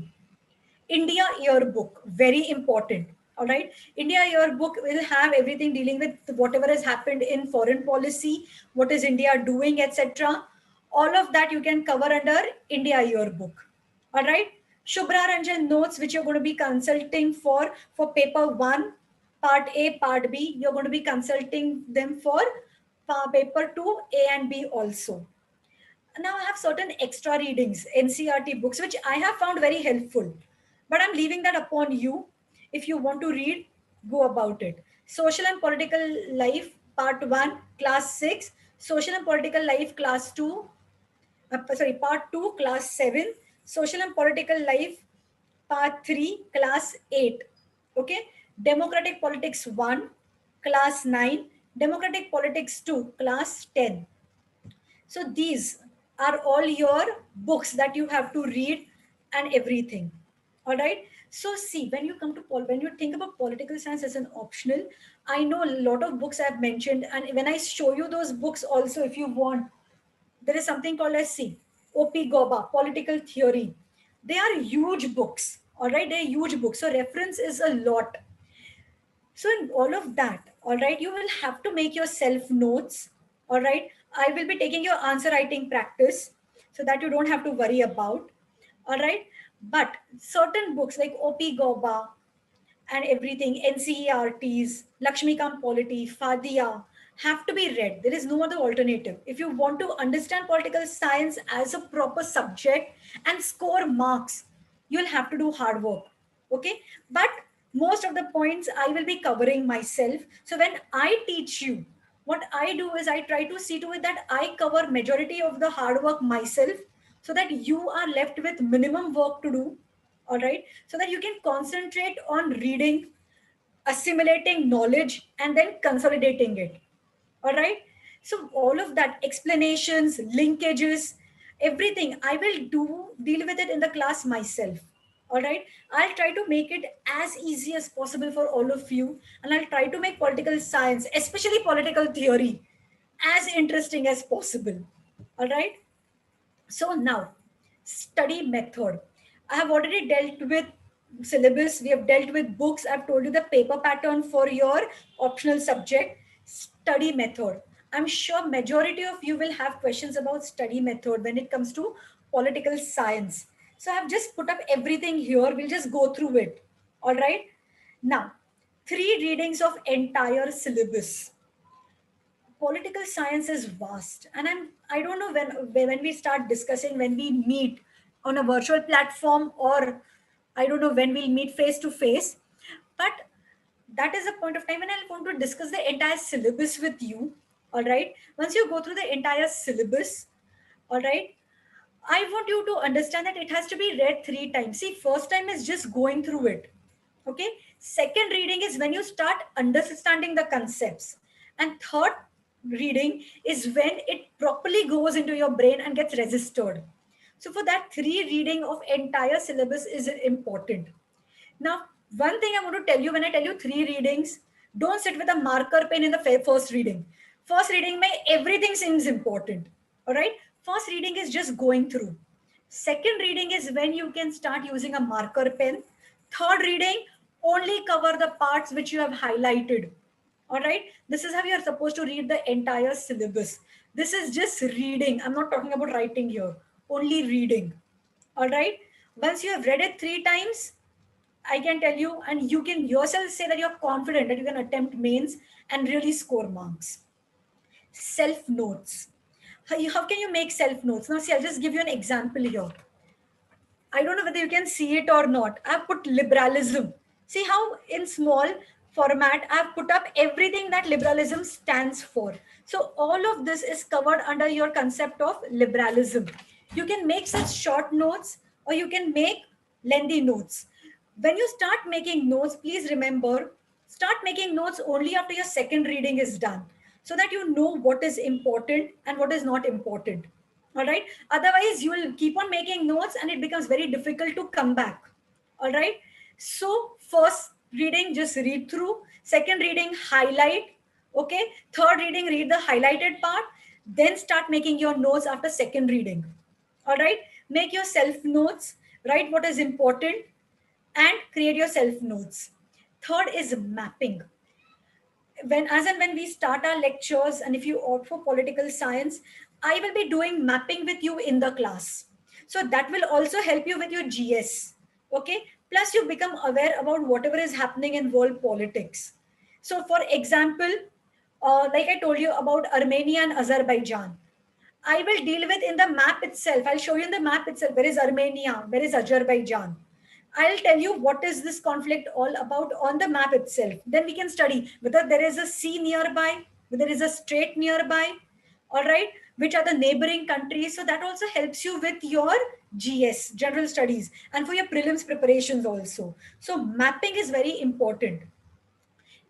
Even if you don't choose political science as an option, I'll still suggest when you read for GS, if you read a particular topic of international relations, go to the map, open the map, see where those areas are, study the countries, neighboring countries to it, which countries are landlocked, are there any seas, are there any oceans, are there any straits? So that way you become more adept to understanding the world politics, plus general awareness also increases, and it will definitely help you in your general studies.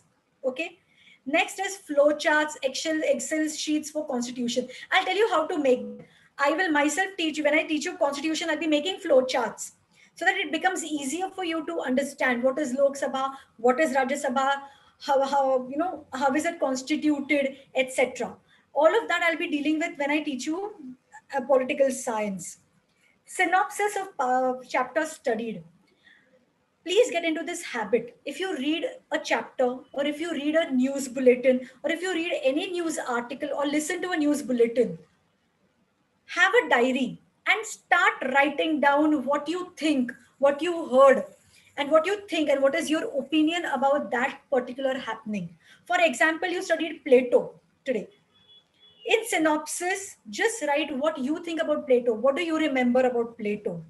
His history, his political philosophy, his concept of justice, whatever you remember, write down concisely. And below Plato. I'm not asking you to critically evaluate him. Critically evaluation karna hai. Character assassination nahi karna hai. All right. So that I'll be teaching you when I start teaching you Plato in the class, what to write, what not to write. But get into this habit. Once you read something, start making a synopsis of chapter studied, so that it gets you into a habit of understanding this is how your answers are supposed to be. What is this? This is a pen. It is a blue color pen. It is a ball pen. It is used to write. So what is it? What am I trying to tell you? It becomes precise, concise, because you're going to be reading so many reference materials. I've already shown you so many big books to refer to, Shubhra Ranjan, notes, etc. Imagine the amount of information overload that's going to happen.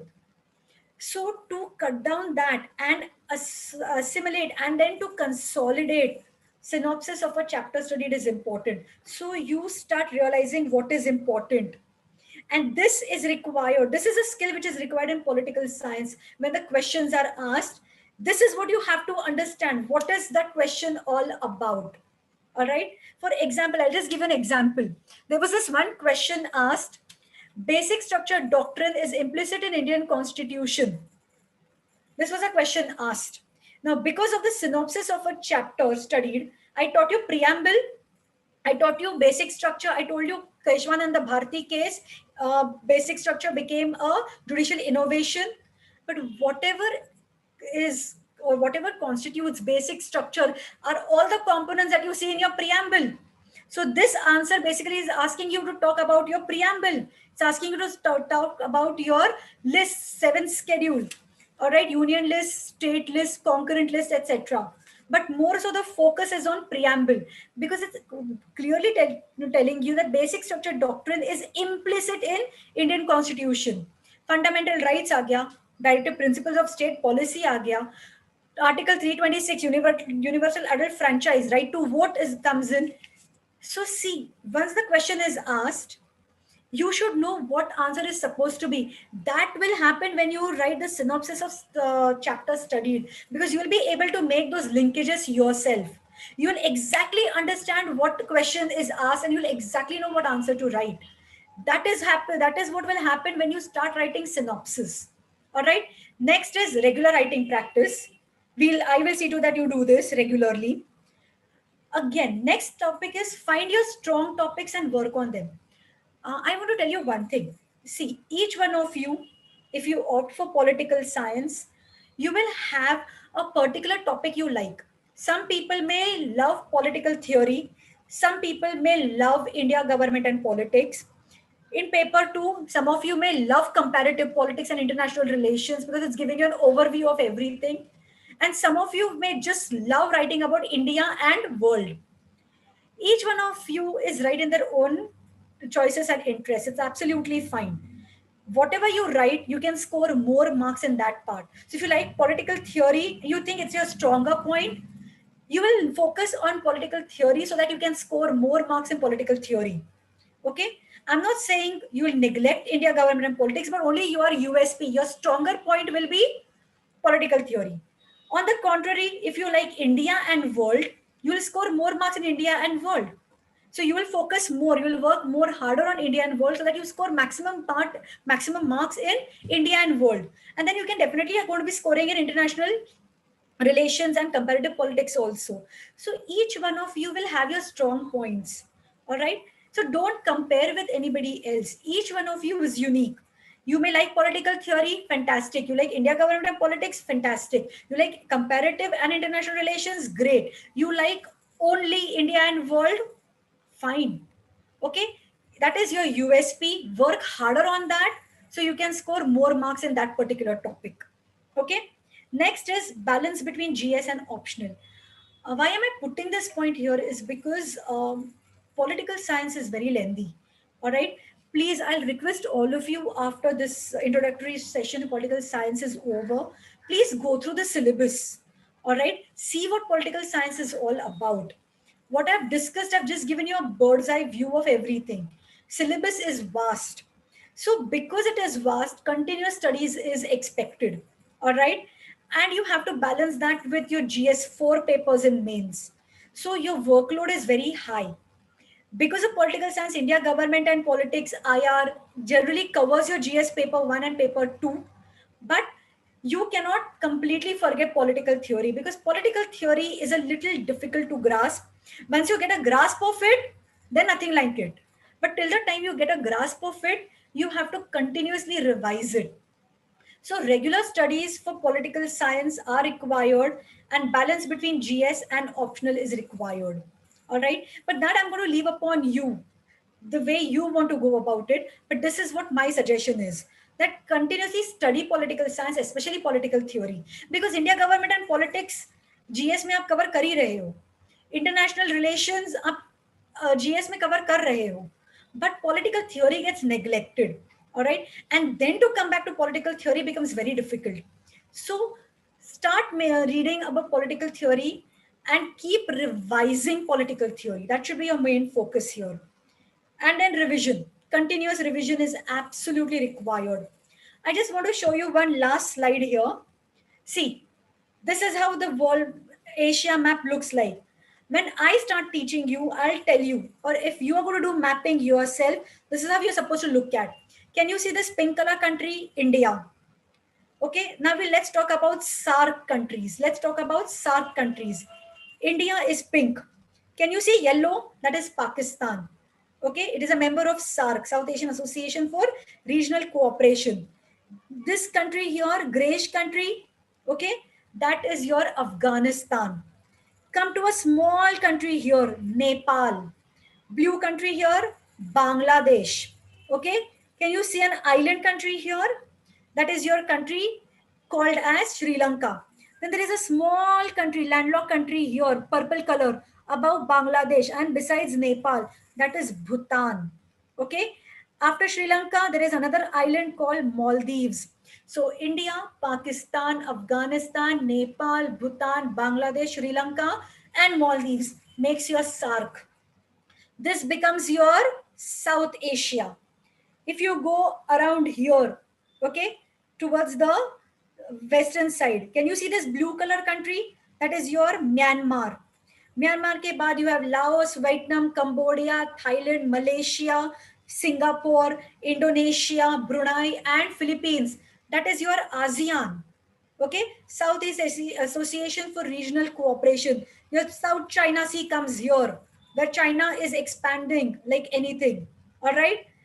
Then when I spoke to you about Ethiopia, the Tigray conflict that is currently happening, this is Ethiopia. Can you see this country here in Africa? So you have to study the neighboring countries. Then there is Gulf of Aden here. There is Red Sea here.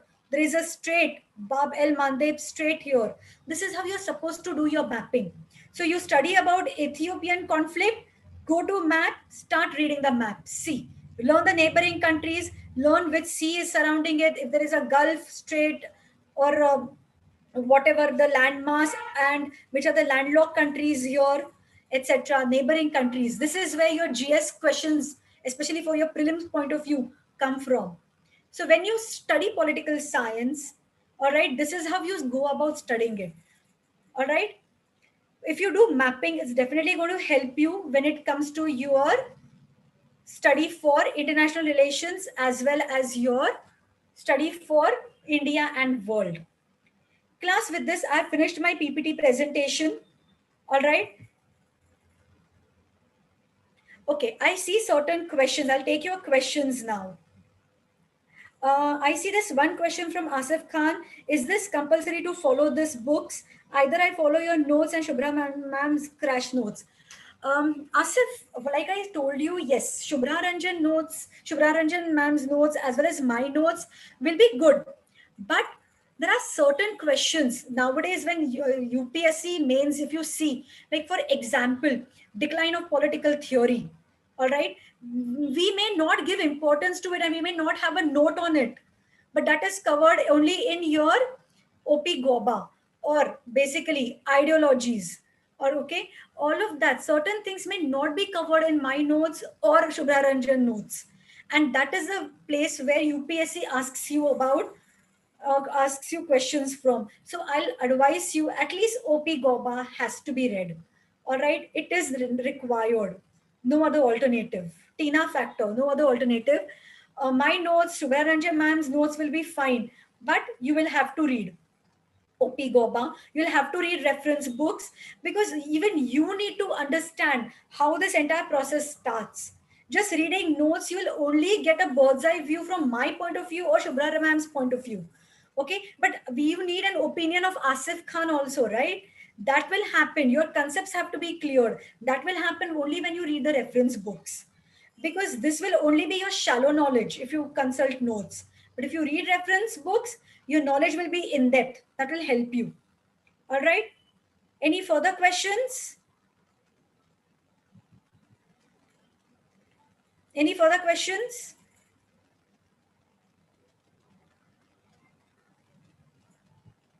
Class, just show me a thumbs up if you have followed till now. Please show me a thumbs up if you have followed till now. If you have any questions, you can please ask me. Yes, Ketki, you have any question? Uh, Ketki, I'll have to search. I'll have to search if Marathi study material is available. I'll search and get back to you on that. All right. I think it should be available, but I'll get back to you on this. All right. And how long should it take to complete the entire syllabus tentatively? It depends, Akansha. It depends upon how much you study every day. Now, of course, I don't know each one of you whether you have already finished your graduation or you're still studying. So if you're still in not completed your graduation, or if you're completed in graduation but you're working, it depends, no, how much time you can give for studies.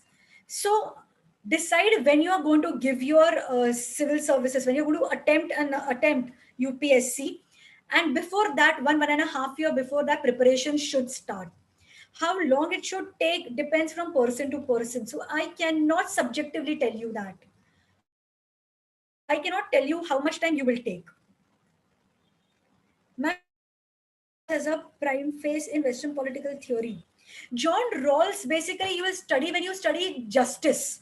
Okay, his concept of pure procedural justice. When you study justice, your syllabus itself says in justice, the topic of justice in political theory, you will cover John Rawls. So that is when you will study John Rawls, not much apart from that. So only his concept of justice you will study about. Any further questions?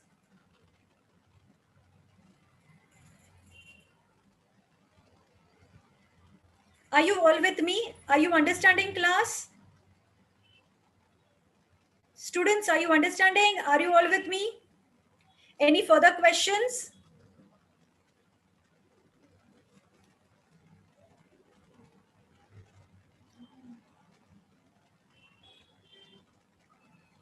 Yes. You have any questions? Please ask me.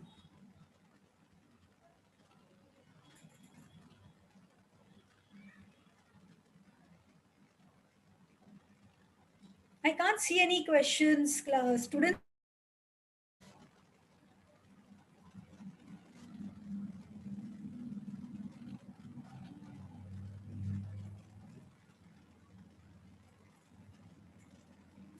Do you recommend more focus on optional at start?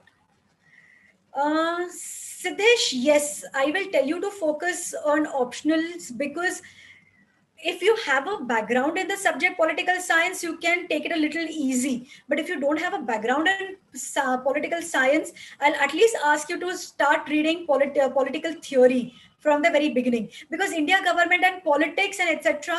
gets covered, all right, in your GS studies. But political theory ke liye you'll have to start studying earlier, because OP Goba is a little cumbersome book.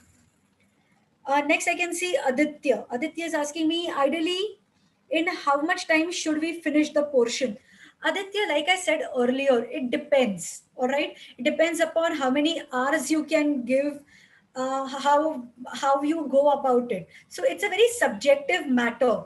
But political theory maximum takes the most time. Once you're okay with political theory, India government and politics, international relations, and India and world, it is continuous studies, because आप news bulletin पढ़ोगे etc. So you will understand that. So political theory पे ज़्यादा focus करो. One second. Class, let me take all the questions. NCRT, then go to OP Goba. Will this work? I can't see this. 1 second. Have I covered questions till now? How much time we have done?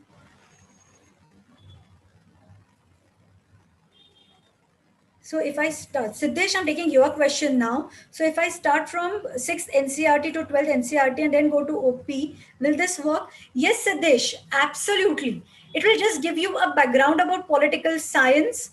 So you can definitely go through NCRTs first and then go with the heavier books like OP Goba, Fadia, etc. Absolutely fine. I'll actually recommend reading NCRTs first. All right, then go through Shubhra Ranjan notes and then go to your reference books. So You are collecting information and then assimilating information, and then you can consolidate it. So start with NCRTs. Absolutely fine. Aditi, if I have to give the exam next year, will I be able to finish the portion? Absolutely, Aditi. I told you, like I said, political theory, paper one, part A requires more hard work because lot of theories of state, lot of ideologies, lot of concepts like liberty, equality, etc., plus 10 Western political thinkers, plus Indian political thought. So it's very lengthy. All right. And a lot of mugging up is also required. So if you can focus on political theory first and simultaneously study your India government and politics, international relations, and India and world, you'll be listening to news bulletins, etc. So yes, you can easily do it. No problems. Absolutely, Aditi. Akansha, when will political science, international relations lectures start? We'll get in touch with you as soon as possible. All right, you will be intimated about it as soon as possible. Karan. Karan, yeah, ma'am, for a few weeks I have started with philosophy as my optional. Would it be difficult if I switch to political science and international relations? Karan, like I said earlier, look at your interest. All right. Now, because I don't know whether you have a background in political science or what, I cannot directly tell you, how it will affect. But if you're not comfortable with philosophy, at least what I'll advise you very frankly in a complete impartial manner is, first of all, please go through the syllabus. Look at the syllabus, see if you find political science interesting. All right, if you find it interesting, then start reading the books that I've recommended, especially Op Goba. See if you can if you can adapt to that book. If you find it easy, if you find it useful, then decide about political science. All right, so your interest is more important. So that decision is upon you whether you want to continue with philosophy or you can choose political science, international relations as optional subject. You have any doubts, I am here, of course, to help you out. But I can't choose that for you. So you decide for yourself, but choose and decide as soon as possible, maybe by the end of December. Okay? Don't take more time or don't take longer than that to decide if you are going to attempt next year. All right? Any further questions?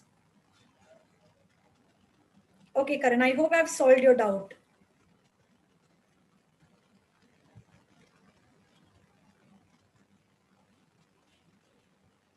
Okay. Any other questions, class?